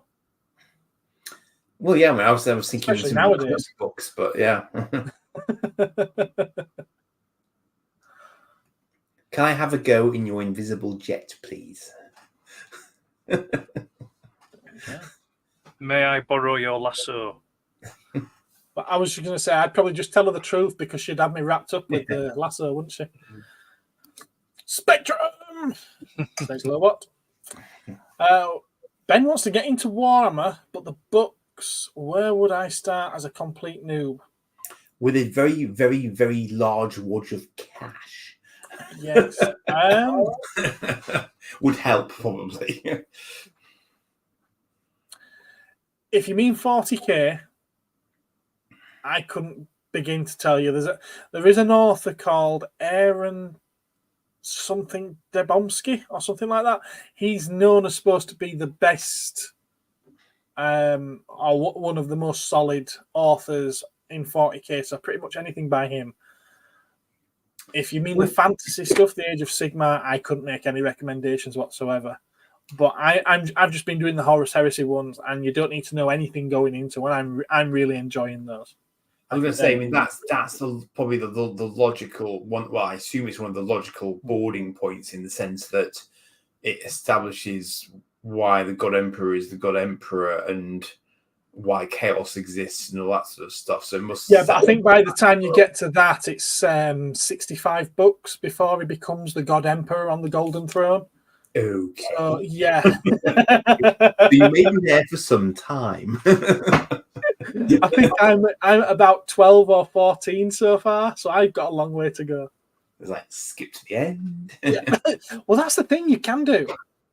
With the Horus Heresy, you've got the first 3 or 4 books are one after the other after the other. In fact, the first 3 is essentially a trilogy, and then you've got one that follows straight on from it.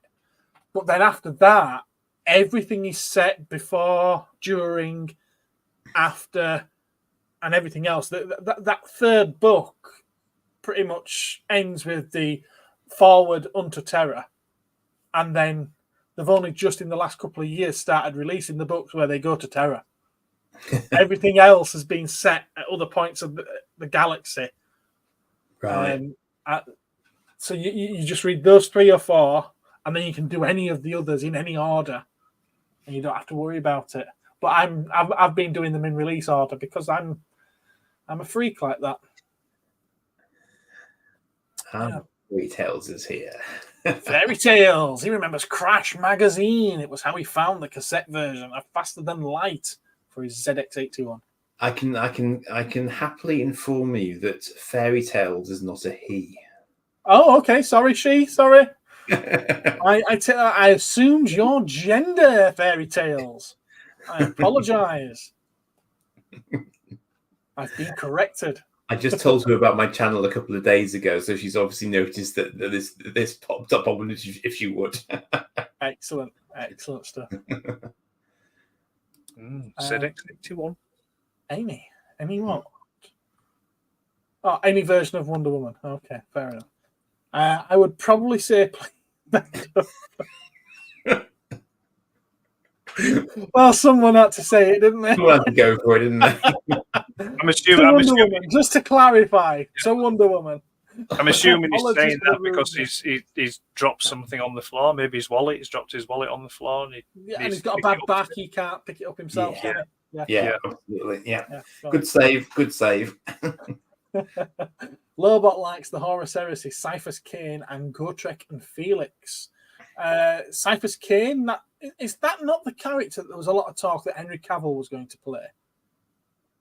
Or am I wrong on that? Is he still doing that, or is contractually bound to? Okay. Apparently, because of the hoo-ha regarding female Adeptus Custodes, that Amazon have insisted Games Workshop insert, and them being his favourite army and him being dead opposed to them changing that. It's all rumour and hearsay, of course. But he threatened to walk, and it was literally a case of, oh, you can't. We've got your name on this dotted line. Right. Yeah. Awkward. Yeah. It is awkward because you've got someone who's so passionate about bringing something like that to the screen that he really wants to envisage and bring it for everyone who's a fan of this to see what they expect to see on screen. And he had that passion burning in his soul. And now, even if it's to go ahead with it, I feel like that fire has been put out. I don't think the passion's there anymore. Unless they let him do what he wants to do. Yeah. Gat.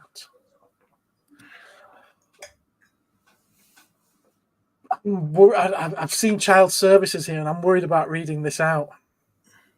Okay, Joe. You would think that child services would question Bruce Wayne with the disappearance of all the Robins. Okay. Okay.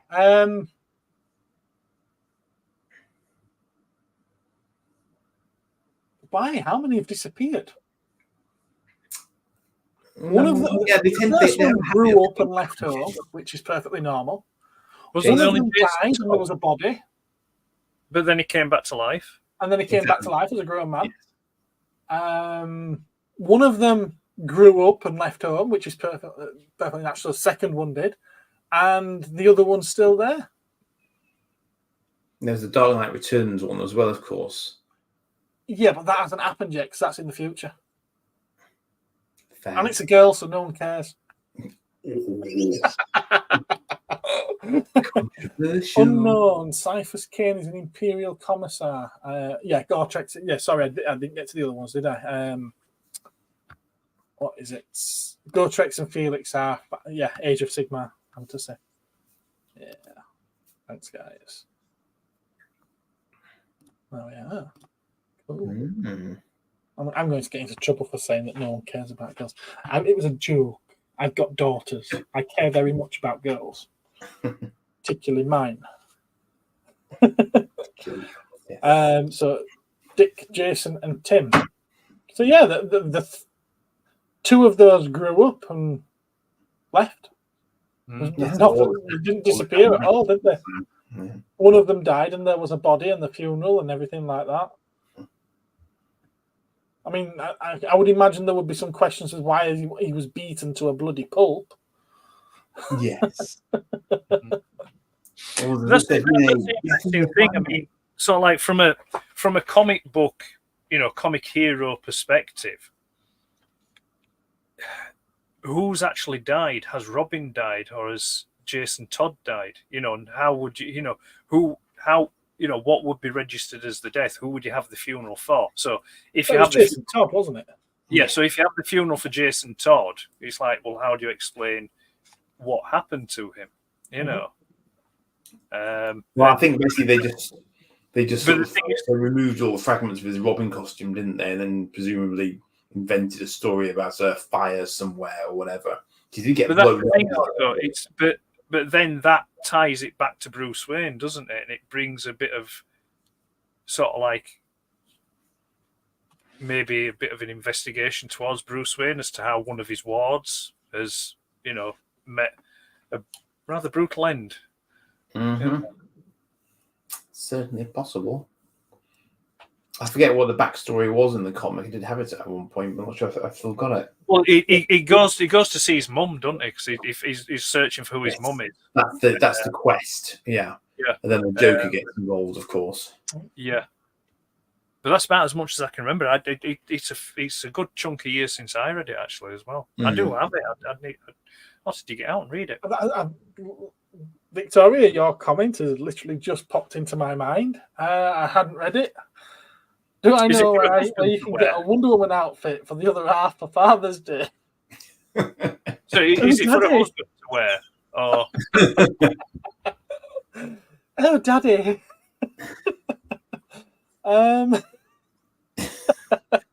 Victoria may be revealing more than she intended to here. I would have thought someone like Ruby's would probably do one, wouldn't they? Yeah, but I don't think they have an outlet over here, do they? So it'd be someone who's selling their goods. There tends to be, you want a sort of party store or something like that, don't you? I'd just have a look on Google, to be honest. Maybe even Amazon. Yeah, Amazon will have one. Maybe even Amazon. Or maybe just hire one for the night. Yeah. So it looks like your luck's in. Anyway, Ben, you've placed an order a couple of minutes ago for Wrap Shop. Oh, thank you. Thanks very much. No problem. Just check. Favorites. Well played.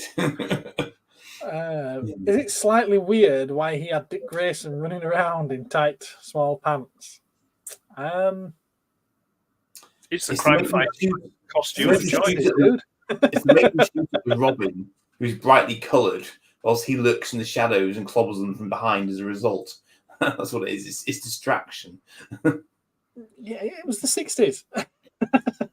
And that. Well, actually, it was the 40s, wasn't it? That's when Well, Robin was first yes. introduced. You know, in that costume, it was the 1940s. So Well, I don't know, but I would maybe logically assume that they went with those bright colours to appeal to, you know, younger kids. You know, the primary, primary colours kind of thing. It's like, oh, you know. bear in mind as well, the Graysons were. Well, you know what I mean. The Graysons were circus performers as well, of course. That's not dissimilar to the sort of acrobatic outfit he would have worn originally. So he's not really asking about the colour, though, is he? He's asking about them being tight and small. Well, he's a boy. You've paid far more attention to these pants than we have, Ben. And LOWBOT's saying to Victoria that he hopes that he can, well, that her other half can fit into the outfit. Robin's pants shrunk in the wash. There you go. Thank you very much, Fairy Tales, for confirming that for us. She would know as well. maybe you know, going back to what Joe was asking about the explanation to child services, you've got to remember we're talking Bruce Wayne here, multi-billionaire. He's probably best friends with one of the coroners who looked after the body, and he said, "Yeah, it wasn't beaten to death. It just died in a fire. That's it. You know." Okay, move on.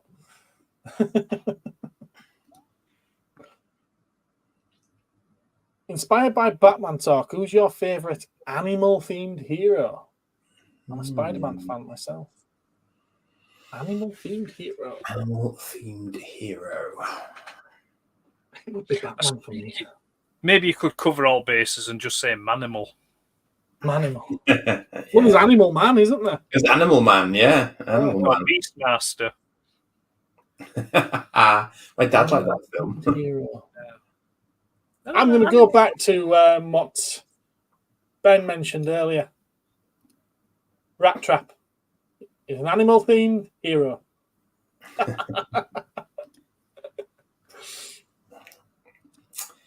Animal-themed hero. She's looking. Oh, Animal Man, if allowed. Look at that. Mark's here. Hello. Hello, Mark. How are you doing, sir? Been too long. Rocket Raccoon is not animal themed. He is an animal. Condor Man. Oh, goodness. He's saying it wrong. It's Condor Man. Spider Pig from The Simpsons. Favorite villain? Poison Ivy. Favorite villain? Ming the Merciless. So middle of the road here, I know. Joker. Joker.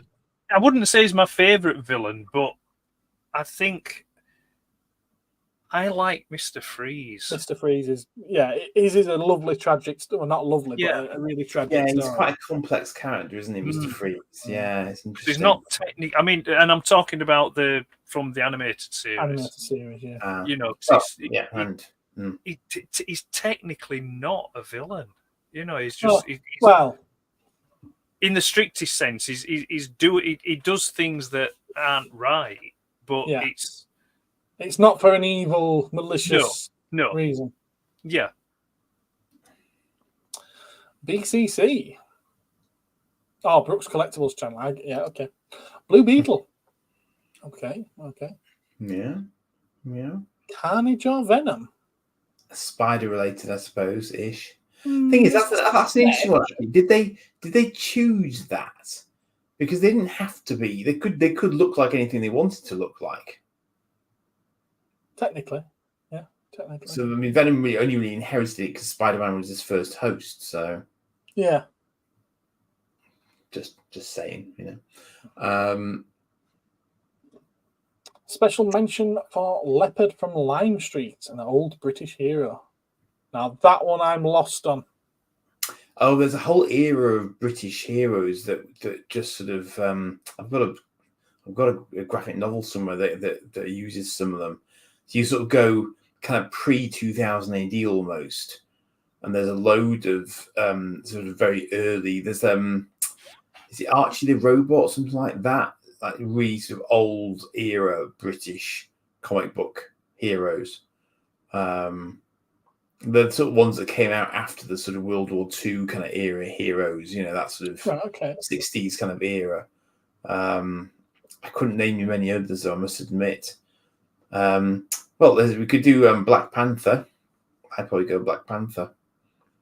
If that's that, he's animal themed, isn't he? Certainly is. Certainly is. Yeah. Wakanda forever. Harley Quinn, she lovely.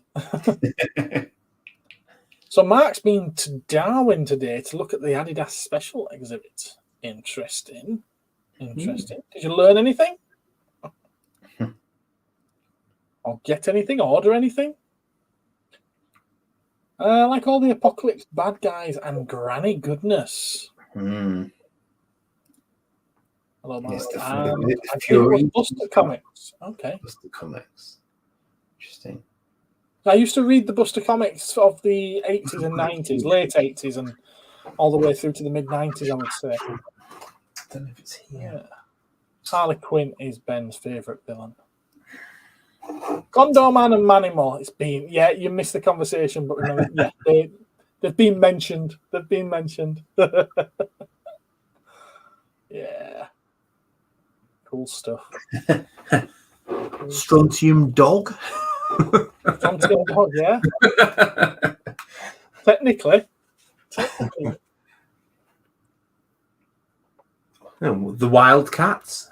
They're more of a team. Yeah, you're literally just looking at your bookcase right now. Yeah, I am. I am actually literally looking for something, though, in my defence. Okay. We'll let you off. You could say animal-based Transformers as well, really. Oh, yeah, that's just Beast Wars, though, isn't it?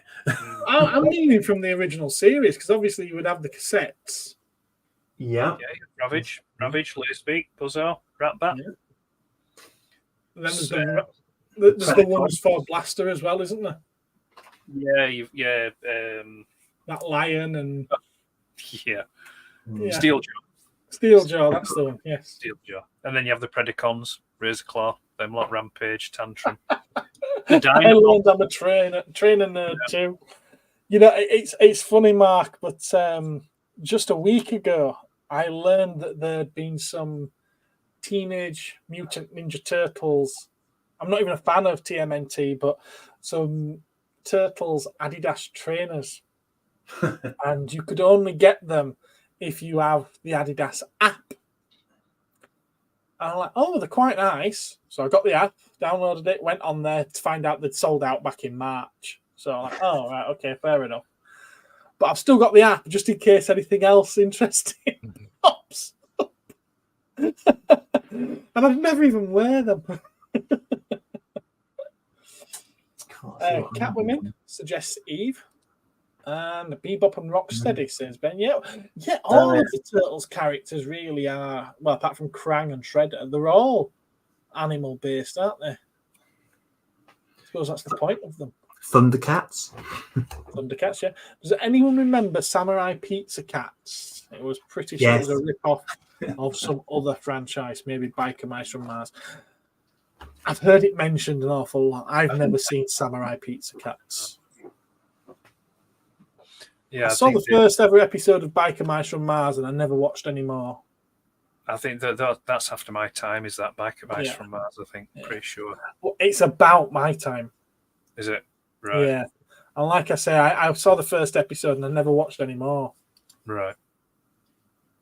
Eve has some Loki trainers. Okay, she's a bit of a Loki fan, particularly the Tom Hiddleston version. Penguin, another suggestion. Yeah, if you look at all the Batman villains and a lot of the Marvel villains in general, most of them are animal based. Oh, another Joe has joined us. Hello, how are you? Has he been delivering loads more parcels to you? Just talking of trainers, I have some rather nice Onitsuka Tigers Mexico '66. Is it not Mexico '66? It's the Olympic ones, the yellow ones that Kill Bill. Bruce Lee wears in is it Game of Death, and also the bride in Kill Bill. She wears them as well. Yeah. I've still not worn them either. I've had them 10 years. I've not worn them. They still fit. Yeah, they still fit. Well, unless my feet have grown, which I doubt. They've probably shrunk, but I don't think. A little bit, yeah, I've still got them. Still in the box. I have no intention of ever wearing them. Yes, the confirmed app. That's the one, Mark. If you need me to enter any trainer draws, I have a very high win rate if they reissue them. Okay, fair enough. I'll bear that in mind. Oh, when you say win, do you mean you have to enter an app? Do you have to enter a competition to be able to win an opportunity to buy them? Or do you mean actually win them? Because I know that's become a thing, hasn't it, now? You have to enter a raffle with some places now to be able to win an opportunity to buy them because they're so limited. Oh. Yeah. So tired off to bed soon, just popped my head in. Yeah, well, thank you for popping your head in. I'll try not to pop it off. Yeah, his head's got stuck inside as well. Yeah, as you know, Joe, I've got some Gundam for you. Andy, what are you doing? He's gone down the Animal Hero rabbit hole. No, I was just looking for that, actually. True Brit. Oh, okay. It's a comics reference for older British comics. His Andy stuck. Why do superheroes have to wear tight outfits? Aerodynamicness. Yeah, there will be that. I think it's also down to the ease of drawing them back in the 40s. Yeah, animation choice. Yeah, that's purely what it is. It's because you can draw them heroic. Yeah, they raffle the chance to pay for them. That's mental, isn't it? With the muscles and things. Oh, you can have Hawkmen. Good lad. Hawkmen, yes. Yeah. That book has Dave interested, Andy. Let's have a look. Let's stick you on big for him. There you go. There we are. That looks like Brian Bolland artwork to me. Oh, it's got everyone's in here, one way or another. Can we flip the image at all? What do you mean? Can we flip the image? Sid. You'd have to go portrait. Hang on. Just pull the book back a bit. Hang on. There we go. Oh, it's interesting. Okay. Yeah, we can't really read it. No, well, I think you can when it's big. So but it's got, it's just got a sort of, a sort of history of. But I think it breaks it down largely by artists. So there's a bit of Doctor Who in there.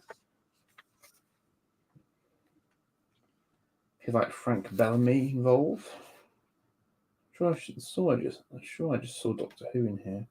There's, it's got sort of Dan Dare and stuff's in here. All the really sort of obvious big names get mentioned in here. I mean, I can't remember when this came out. It's probably fairly old now, but if you wanted to go back for sort of old style British heroes and so on, then this would be a good place to be looking.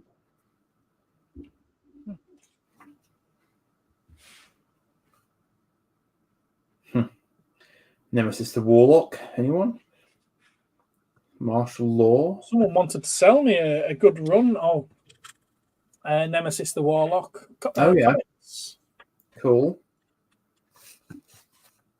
Oh yeah, I see. I remember stuff like this. It's got the that stuff from Looking there. You see, Wurzel Gummidge. Wurzel Gummidge, yeah.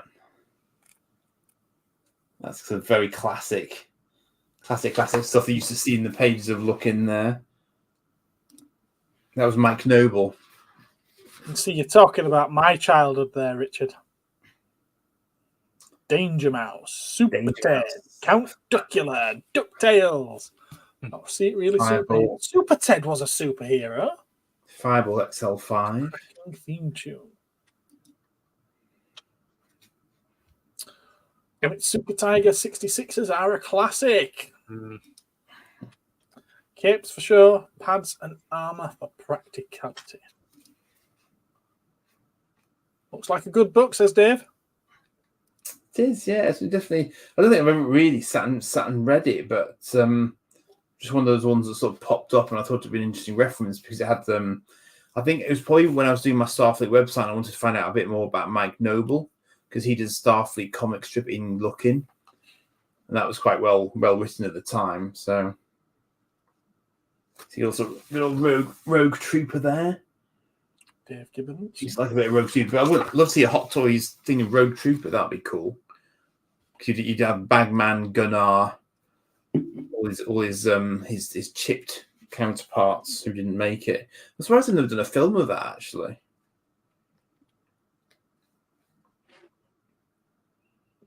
Captain Scarlet, Stingray, all sorts in there.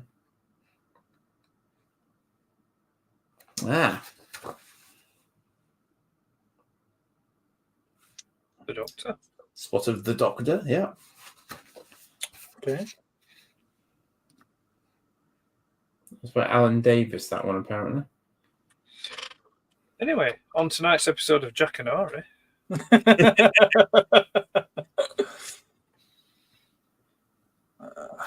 2001 in here, isn't it? You would not know, Dave, we have only seen the cover. They keep showing your page here and there. DuckTales is the one that wasn't a superhero and a full stop before it. Subtle. Oh, fair enough. Fair enough. There was Darkwing Duck, wasn't there? Oh, Count Duckula? Count Duckula. Were they superheroes? Get me off the big screen now. Come on. Danger Mouse, I think, was more. It was more James Bond, wasn't it? It was more of a secret agent. Yeah. I don't know what kind of thing I would throw Count Duckula into. Anyway, I'm not going to start arguing with anyone. Favourite cartoon as a child? DuckTales. Cartoon as a child? Well, yeah. DuckTales. I love DuckTales. There's a few to choose from there. That's a slightly tricky one. Something very familiar about these questions. Yeah. Someone's been watching your. I'm going to say Cosmic Council then. No, they've been watching. You can go. They've been watching your Collector's Archives. Yeah, it's having a rebrand for September. It's going to be the Cosmic Council Collector's Archive. Jason the Wheeled Warriors, Centurions. I think it'd be a split for me. I think it'd be a split decision between Ulysses 31, Battle of the Planets, and maybe Jamie and the Magic Torch. Okay, they are very different things, aren't they? Oh, they are, but yeah, very different things. You know, go really old school on those. Enough to have me curious. Looks interesting. Crutton's cheap. Fuck your hair. Okay, yeah. Batman the Animated Series. Yeah, got a little bit of the Batman Animated Series. That's definitely now, she specifically said as a child. Yeah, I suppose it just about came out when I was a child, but I don't think any of our channels over here that I would have had access to were showing it. So I didn't really see it till I was like 15, 16. See, you're a bit younger than me. Fair enough, but I think some people count vampires as superpowered. Either way, I'm too tired, a little too drunk. Oh, bless you. They're mystically superpowered, I suppose, if you like. Yeah, Battle of the Planets is definitely solid early. Planets, yeah. Oh God, Josh, you're showing us all. Yep, that's a young'un. That's a young'un right there. No, I'll agree. It's a fantastic cartoon. I've said it several times. It's probably the last of its kind, to be fair. Until they changed it to Omniverse, that was awful. Ben 10, Alien Force, and Ben 10 Ultimate Alien. Fantastic series. Yes. Yeah. You're showing how young you are compared to the rest of us. Yeah, house on fire. That sounds vaguely familiar. Okay.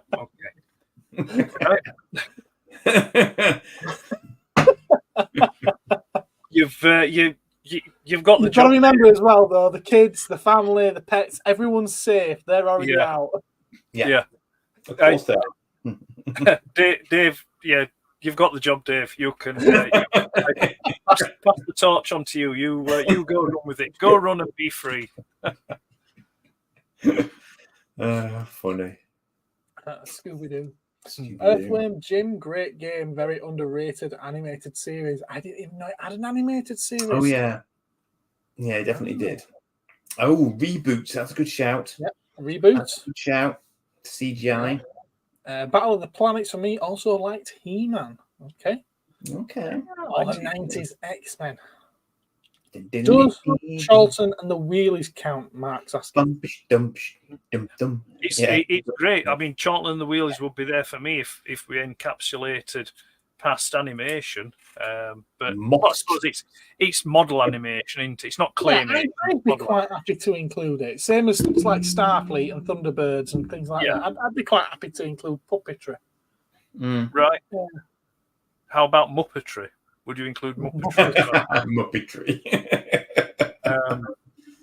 You see that changes the game if you're going to start including, if you're moving out of, cartoon animation. Like I think the question was your favourite cartoons. Another day. If you broaden it, then you'd have to include shows like Starfleet, Charlton and the Wheelies, and I don't think it would include the Muppets though, because I think that's more of an entertainment show rather than anything. When I say entertainment show, I mean like a variety entertainment show, as opposed to. Yes, it's not one purely aimed at kids. I would say it's not purely aimed at kids. The Muppets, because that used to come on a Saturday. That's not even what I mean by it. It's got too much celebrity to it to be just a kid show. Yeah, but that's not what I mean. Okay. So I have no problem fitting things like Thunderbirds and Stingray, Captain Scarlet, all the Jerry Anderson stuff, and Starfleet and things like that. I have no problem putting that in with cartoons because it does the same thing as what all the cartoons do. It's just a slightly different animated format. Whereas the Muppets, it doesn't do that. It does something different. It's more of a sketch show. Yeah, I was going to say it's more like an anthology show, isn't it? Where you've got more of a sketch stitched together in a theme. Yeah. It's like a Ronnie. It's like a two Ronnies. Yeah. Right. Tell you what, then split the difference and say Muppet Babies. Yeah, fair enough. That's a cartoon anyway, isn't it? It's a cartoon. I don't even know why I'm trying to split hairs over this because it's what we do, Gareth. It's what we do. Scooby-Doo. Sorry, Ed, for taking your job. You're welcome to it, sir. You're welcome to it. It's safe. We'll discuss. From the 80s was Ulysses. It was on BBC One, and Philip Schofield introduced it while he had his hand up a gopher's bum. We'll discuss contracts and rights issues at a later date, Dave. Jason and the Wheeled Warriors. Yeah. Just playing word association. Lightning strikes. Thundercats. I can't believe I've mentioned it before now. Yeah. Captain Caveman. Yeah. No, you're saying it wrong. You're saying it wrong. Captain Caveman. It's like that. Before my time. That's Tom and Jerry. Yeah. I had a lot of time for Tom and Jerry growing up. You could throw ones in there like Space Sentinels. You could put Space Sentinels in there. What's that? It's Hanna-Barbera. Oh, right, okay.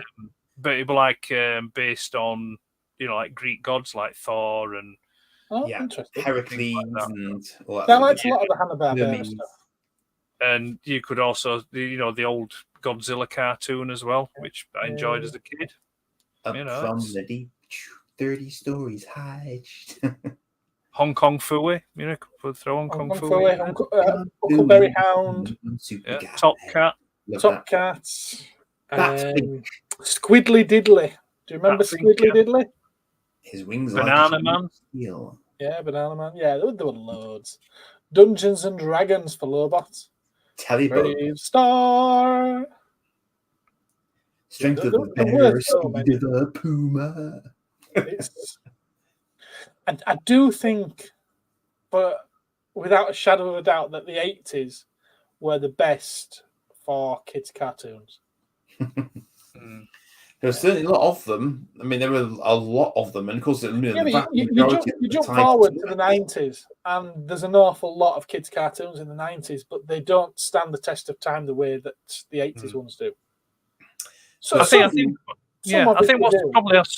what has something to do with that as well is because there was a change in the law, wasn't there, in America with regards children's programming, like and advertising for toys and things. So cartoons could be used as just basically commercials for the toys. Right. Okay. And they were frequently, of course, as we know, but yeah. But there was a lot of there seemed to be a lot of creativity in the 80s as well with toy franchises and toy designs and things like that. So maybe that's why it's one of the many reasons why it's still so loved and thought of, as a good decade for that kind of thing. But I mean, you look back at the last, I'm going to say 10, but you look back at the last 20 years, and the only cartoons that really do jump out are things like Avatar: The Last Airbender and Ben 10. Right. I haven't seen any of them.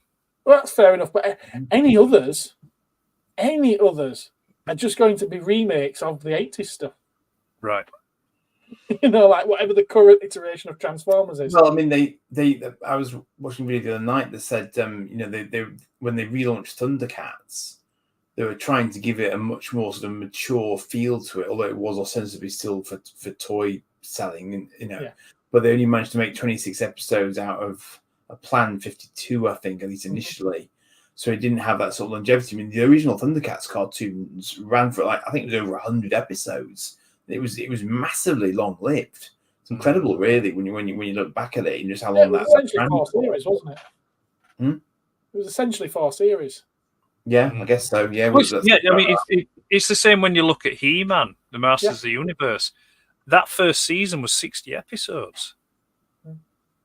Which is phenomenal for a cartoon.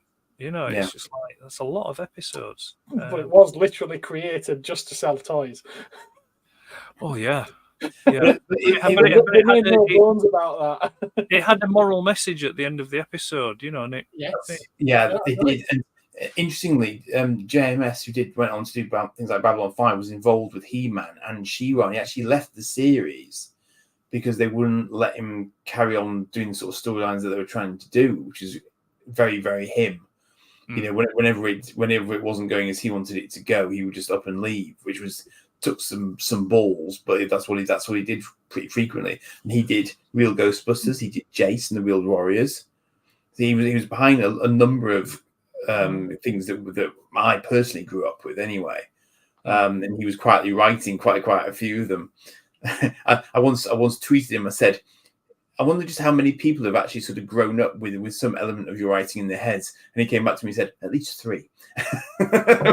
Because he's very modest like that. That's if he's funny. Wile E. Coyote and Roger Rabbit. Oh yes, Batfink was amazing. Could we have a character like Karate now? Well, no, we couldn't. Now. Touche Turtle. Touche Turtle. Oh yes. Turtle, yeah. D'Artagnan and the Three Muskehounds. That was a French one, wasn't it? Ren and Stimpy was a delightful nightmare. See, that's as far as I'm concerned, that is when cartoons lost it. That's when they turned. It is. It was the entire Nickelodeon thing. It just something happened. It became all this horrible looking animation, which most of the kids my age now love. Rugrats and all that. They just went for gross out. Basically, didn't they? Yeah. I think some of the Looney Tunes stand up today comically from the 50s. Yeah, they do. Yeah, because it's physical comedy, and that doesn't age. Yeah. Slapstick is always slapstick. It works, you know. Weekend TV series like Street Talk, The A-Team, Airwolf, Knight Rider. Yeah, These that's feel Saturday free to you. afternoon, Visit wasn't my it? website. Yeah, it was Saturday afternoon. Hmm. Enjoyed the Justice League Unlimited in the early 2000s. Yeah, Justice League was a great cartoon. That was following on from Batman the Animated Series. Yeah, essentially. Great cartoon. Yeah. You had Batman the Animated Series, the Superman one, and then the Justice League was the next one. And yeah, no, definitely. But I don't know if it.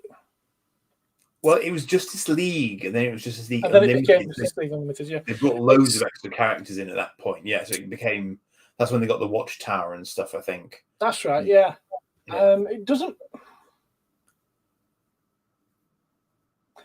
I'm probably thinking about how we got it over here. Did they really show that with kids' cartoons? Did they even show it over here? Or did we have to? I watched it. To get it in naughty ways. I don't know whether or not they put it in with one of those sort of morning shows, or if they did it separately. I'm not sure. I didn't have Sky. I ended up having to get it on DVD off eBay. A naughty DVD seller. Oh yes, yeah. And that's how I've still to this day I've got that. Same with Batman, the new adventures of Batman and Robin, which was the last series or two that followed on from Batman the Animated Series. Yeah. Darkwing Duck, definitely. Yes. Have we mentioned Trapdoor yet? Just have. Are you just working your way through everything that Nema Studios are making figures of? 60 toyetic He-Man episodes. If you're going to mention Trapdoor, you've got to mention Morph. Morph, yeah. And Chaz. Yeah. Chaz? Yeah, Chaz. Who was Chaz? Chaz was Morph's cousin.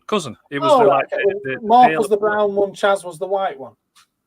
Yeah, so like an off-white, and then Morph was like an orange colour. Yeah. And then you had Grandpa.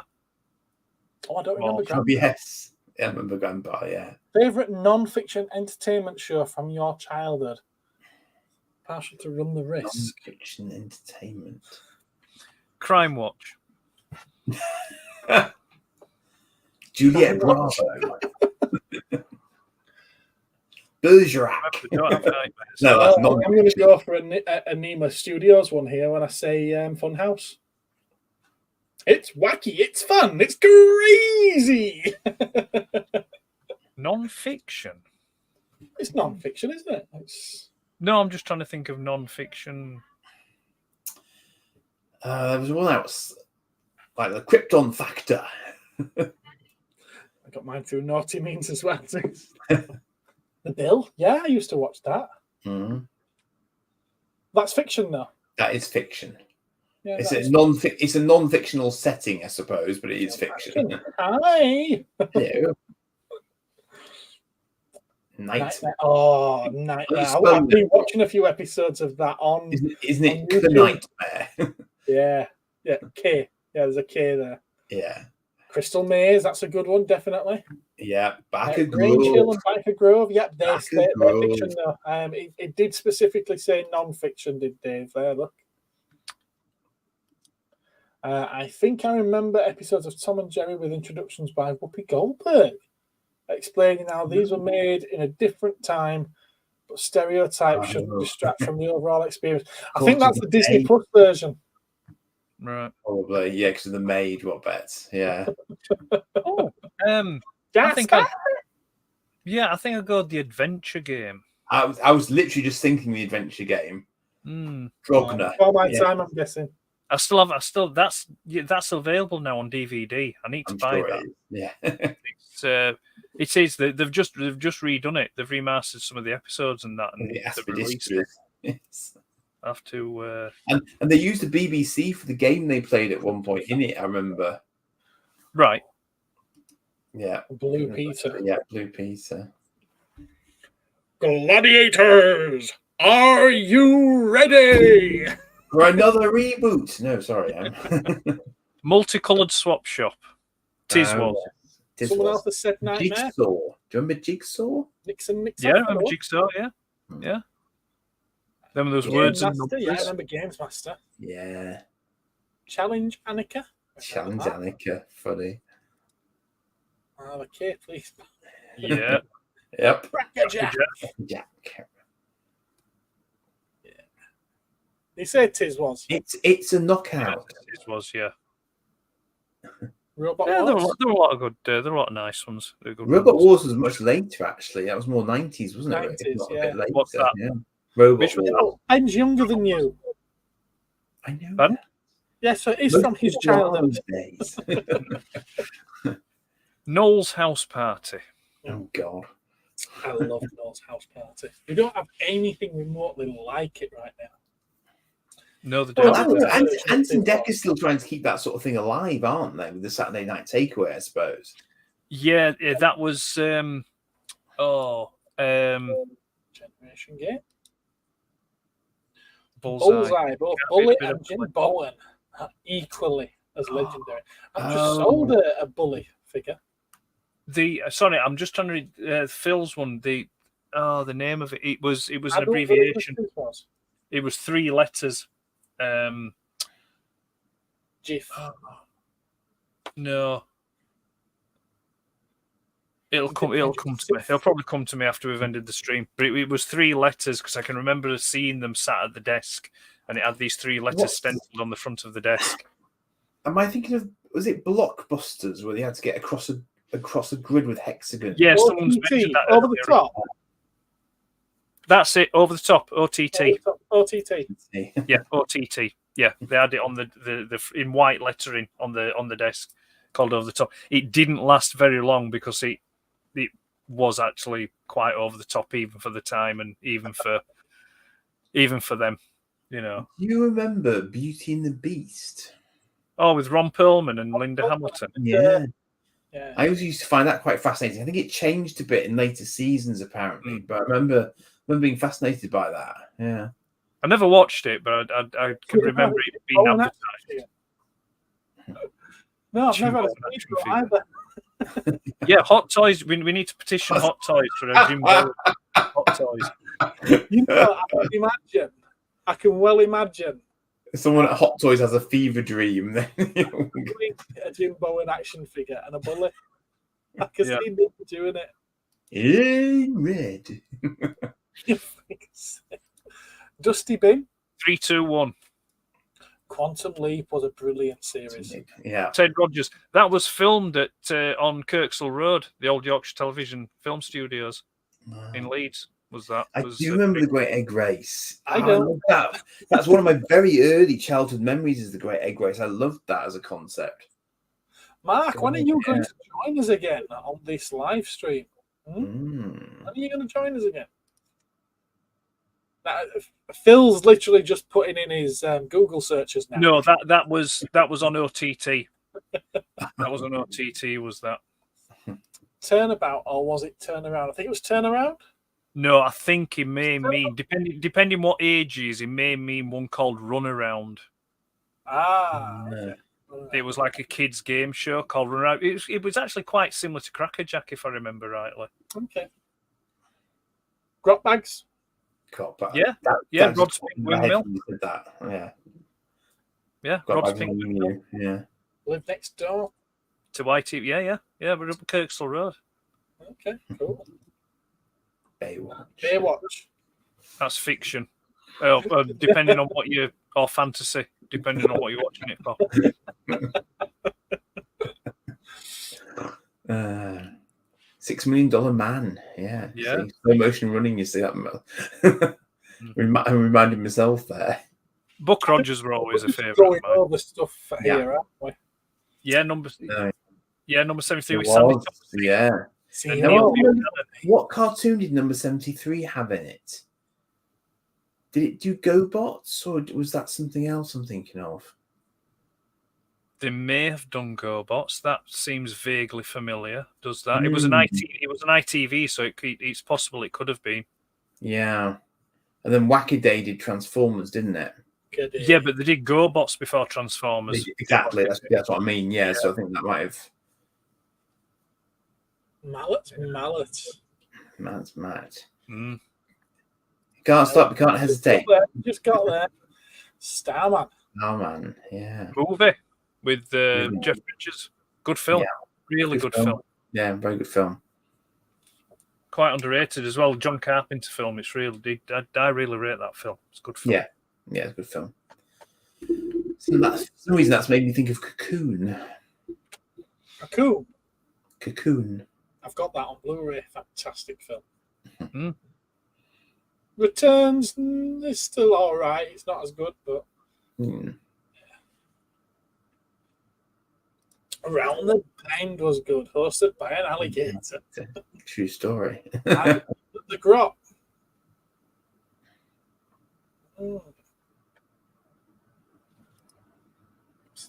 Very good, Starman, some would say. Yeah, it's a good film. Good film. Oh, going back to the Hot Toys again. I know they did one. They did one, didn't they? But do the Tron Legacy stuff. Hot Toys. Oh yeah, that would be cool. I've got some of the stuff. I've got the diecast stuff. In fact, I have got a slightly bigger figure, but it's not nowhere near Hot Toys quality. Somebody did some bigger figures as well. Right. One of the morning shows was that video game where you walk through a garden with killer plants. Nightmare? Was that? It sounds like a bit like Nightmare. It sounds that way, doesn't it? But yeah, I can't think on that one. That Crystal was incredible. Was the film? Yeah, they've done that rebooty thing of it, haven't they? With it's a prequel on Netflix, isn't it? So I got one of those new, didn't I, Gareth, the other day? Yeah, Age of Resistance. And the Skeksis. Yes. Yeah, Dark Crystal. I can remember when they were making that. I picked up this movie magazine, and it had like a behind-the-scenes kind of article in this magazine about it, and that it was showing you. Oh, God. I remember going to freaky with a spooky rendition of English Country Garden playing in the background. Yeah. Brooks has got it. He knows one. Yeah, Mike Reed's run around. Not Mike Reed from Saturday Superstore. It's Mike Reed from. Yeah. I remember going to, I think it was the Bradford Media Museum, as it was then called, or whatever it's now called. Yeah. And they had, it wasn't Dark Crystal, it was Labyrinth. They had Labyrinth puppets there that you could actually sort of use and sort of play with. I've got a picture of me trying to strangle somebody with one of them. I'm sure I have. It must have been a school visit, I think. Yeah, I'll have to dig that out. Big break. Really big and screamed into the camera. It's big break, Dave.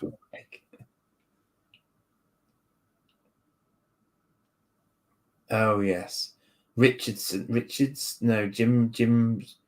Jim Davidson and John Virgo. Big break. And Chaz and Dave did the theme tune for it. Bless them. Because I think a few years before they did that charity record, Snooker Loopy. You know, when they got all the top snooker players of the time. You know, Steve, really interesting Davis, and the Whirlwind White. Terry Griffith and Dennis Taylor, Ray Reardon, or Dracula.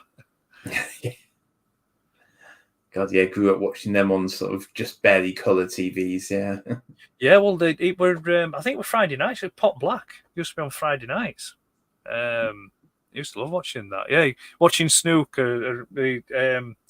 What were his name now? The commentator for it. It says, for those of you watching in black and white, the yellow is next to the pink.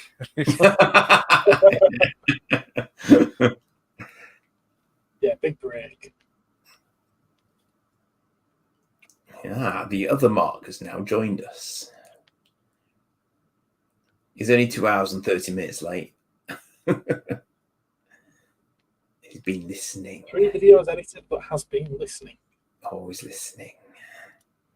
I need to do some video editing as well. Yeah, Wallop. Snooker Loop It on vinyl. B-side was Wallop. Yeah, I remember going to Woolworths and getting that record. That Snooker Loop It. Yeah. Back in the day. I should see what records I've still got left. I've not got many, but no, I didn't know. My vintage Tommy Sark to complete your vintage Tron set for the museum. Good luck getting it. I'm sure you'll find one. Sorry, I thought I had a bit of a autocorrect spelling thing there. I thought Tony Stark. Tony Stark. And then it wasn't until it said Stark. Yeah. Not something to brag about. What's not something to brag about? I think it means a Snooker Loopy record. Oh, yeah, fair enough. Listen, I don't mind a bit of Chaz and Dave. I've got their greatest hits. Mark. Two Marks are bidding against each other for a Tony Stark figure. Yeah, for a Tony Stark from Tron. Could get messy. Could get messy. Well, I think we need to stick on for. Oh no, we've done, haven't we? We've done 2.5 hours because we started 5.5 hours. Yeah. We ain't done bad. We ain't done bad. What's Urcha? Urcha. No, it's Gertcha. Gertcha. It's a Chaz and Dave song called Gertcha. Oh, okay, fair enough. Right, okay. Thank you for the translation there. What? Oh, nostalgia blast. What's that, sorry?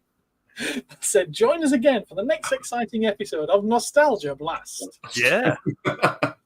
We'll blame Dave for introducing another streamer's content onto the.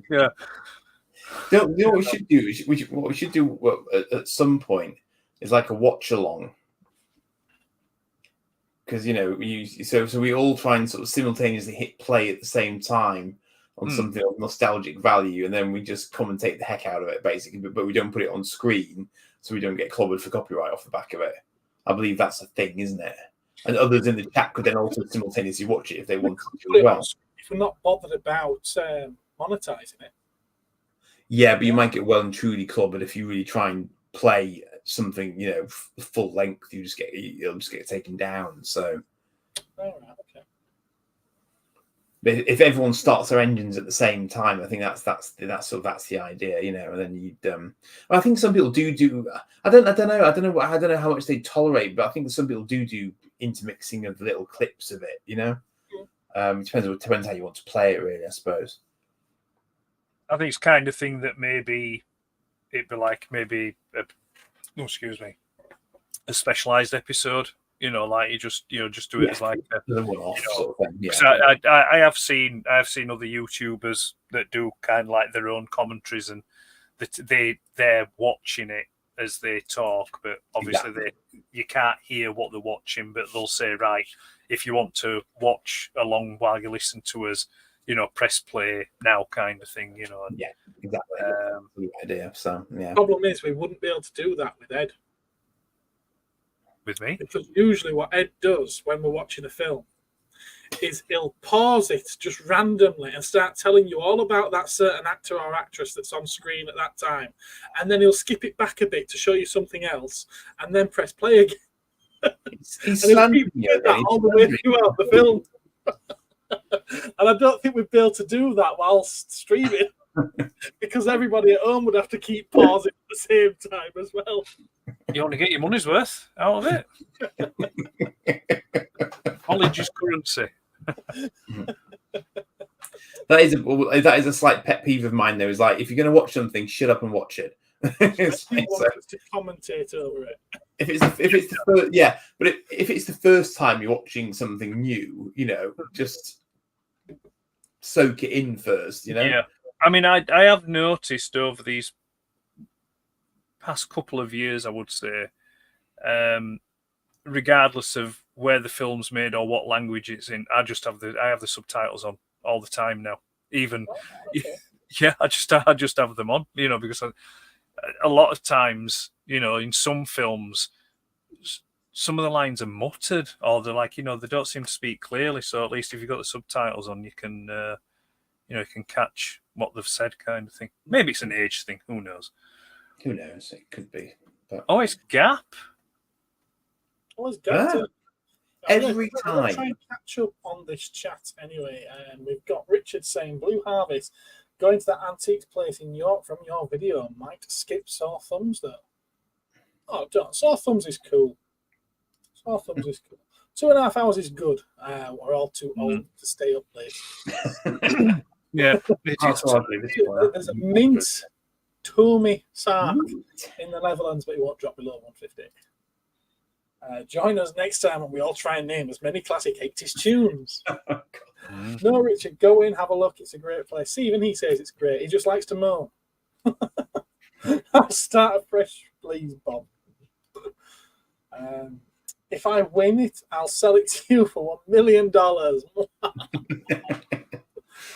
Okay, will do. We'll purchase depending how I'm treated.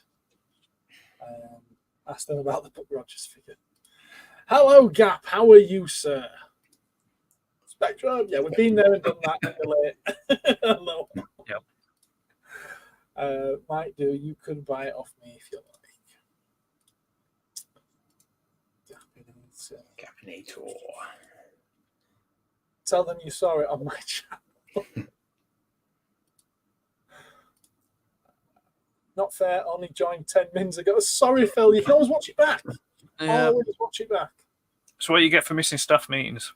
Yeah, and tune in earlier in 2 weeks' time.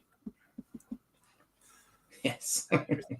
There is a year's worth you can look back on if you wish. Yes, I like the proverbial archive. You know, I when I first saw that, I thought it said moon. And on that note, yeah, I'm obviously feeling a little bit tired, guys. $1 million sold. I need a book to go with my Twiki too. You did not know I did YouTube? Well, I do. No, you do. Yes. No, you do. Indeed. We've been doing the council now. This is the first one into our second year. We've done a year, haven't we? Yeah. Cosmic Council as of last time, so this is the first one in the next year. Here's to another year. With any luck.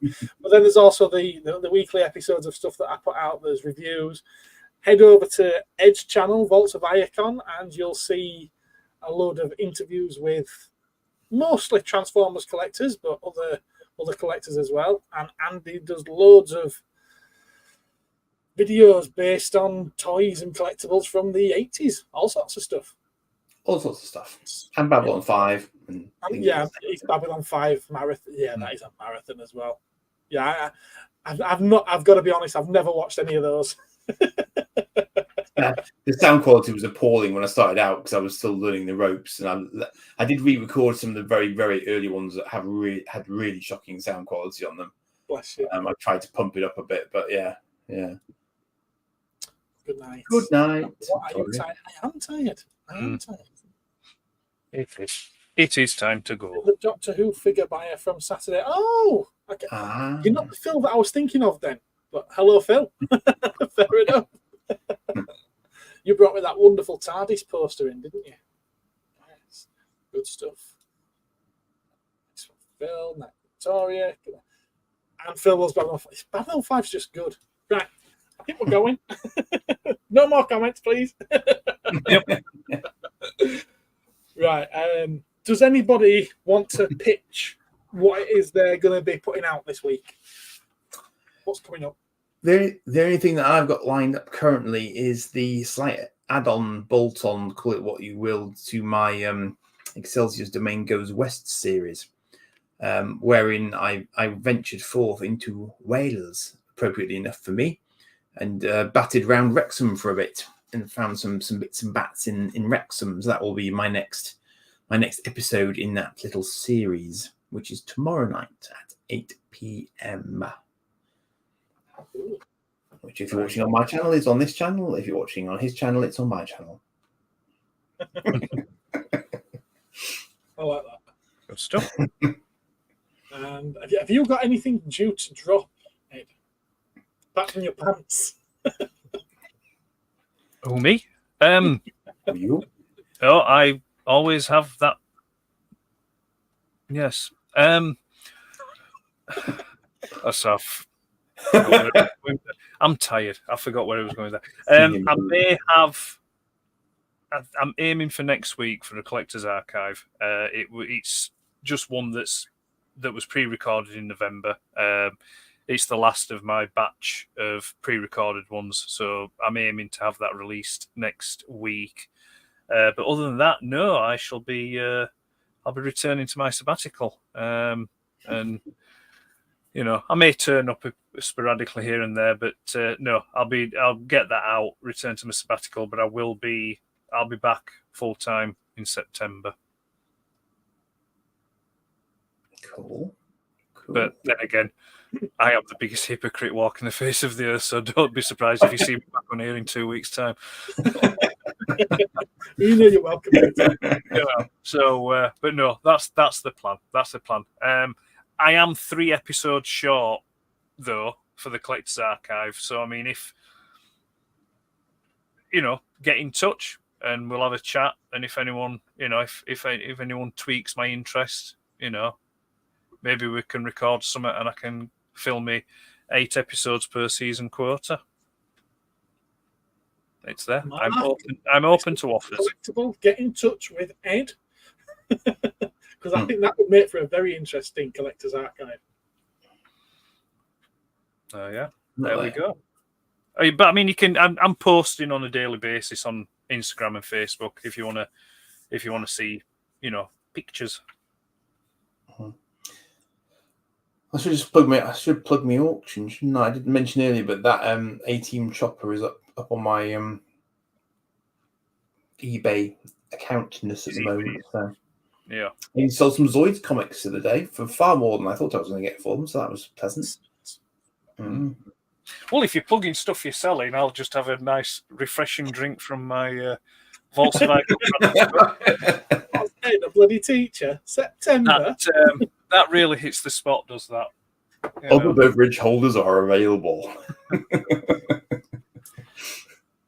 Well, thanks everyone in the chat for joining in there. It's been fantastic reading out most of your comments and answering questions. You've really kept this episode going. And obviously, thanks to both Ed and Andy for joining me. You know what? I never do this, but thanks to me for being here. Without me, I wouldn't be able to do this. No, it would be something else without you. Quieter, possibly. But... I'd thank him, but we'd never hear the end of it. He'd dine out on it for the next 3-4 months. Yeah, probably. Remember that time when you thanked me? Yeah.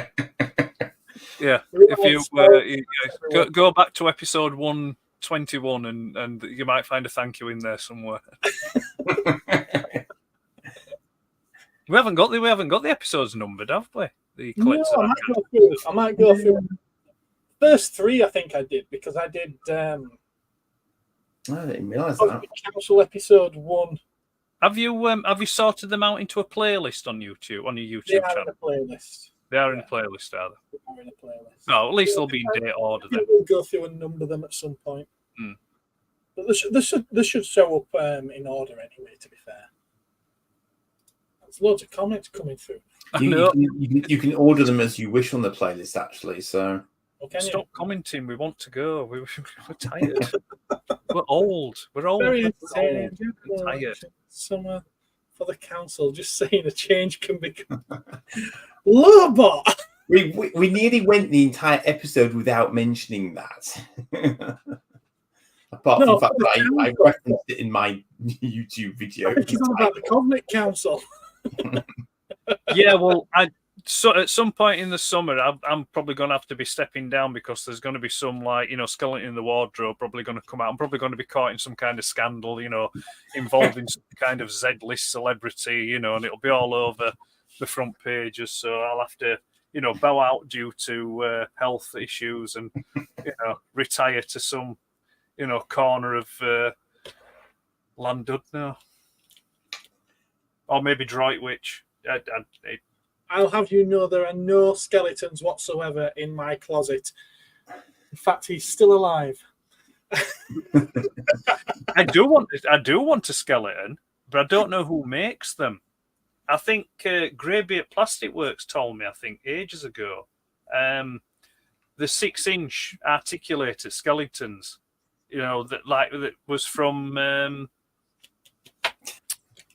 Jason and the Argonauts, I want to say. Oh, yes. I think they were in one of Theo's videos recently.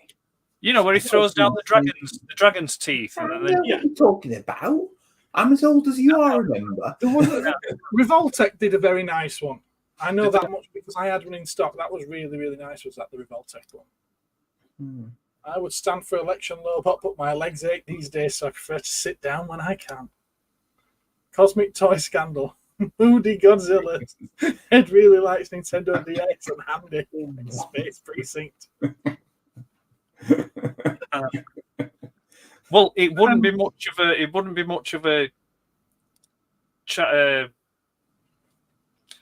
Well, of course we're going to talk, Gap. It wouldn't be much of a video, would it, if we didn't talk? Just do, it's not going to be no good. It wouldn't be any good in Braille now, would it? No. Doesn't translate well to screens, really, does it? No. I guess. Shut up, Ed. We are sleepy. Helpful. All right, then. Well, we'll go then, shall we? Yeah, right. All right. Then what's five times now. There's a hint there somewhere. Yeah. Right. Okay. Fair enough. We're going. All right. Goodbye from him. Goodbye from him. Good night. Love you all. You're amazing. Bye.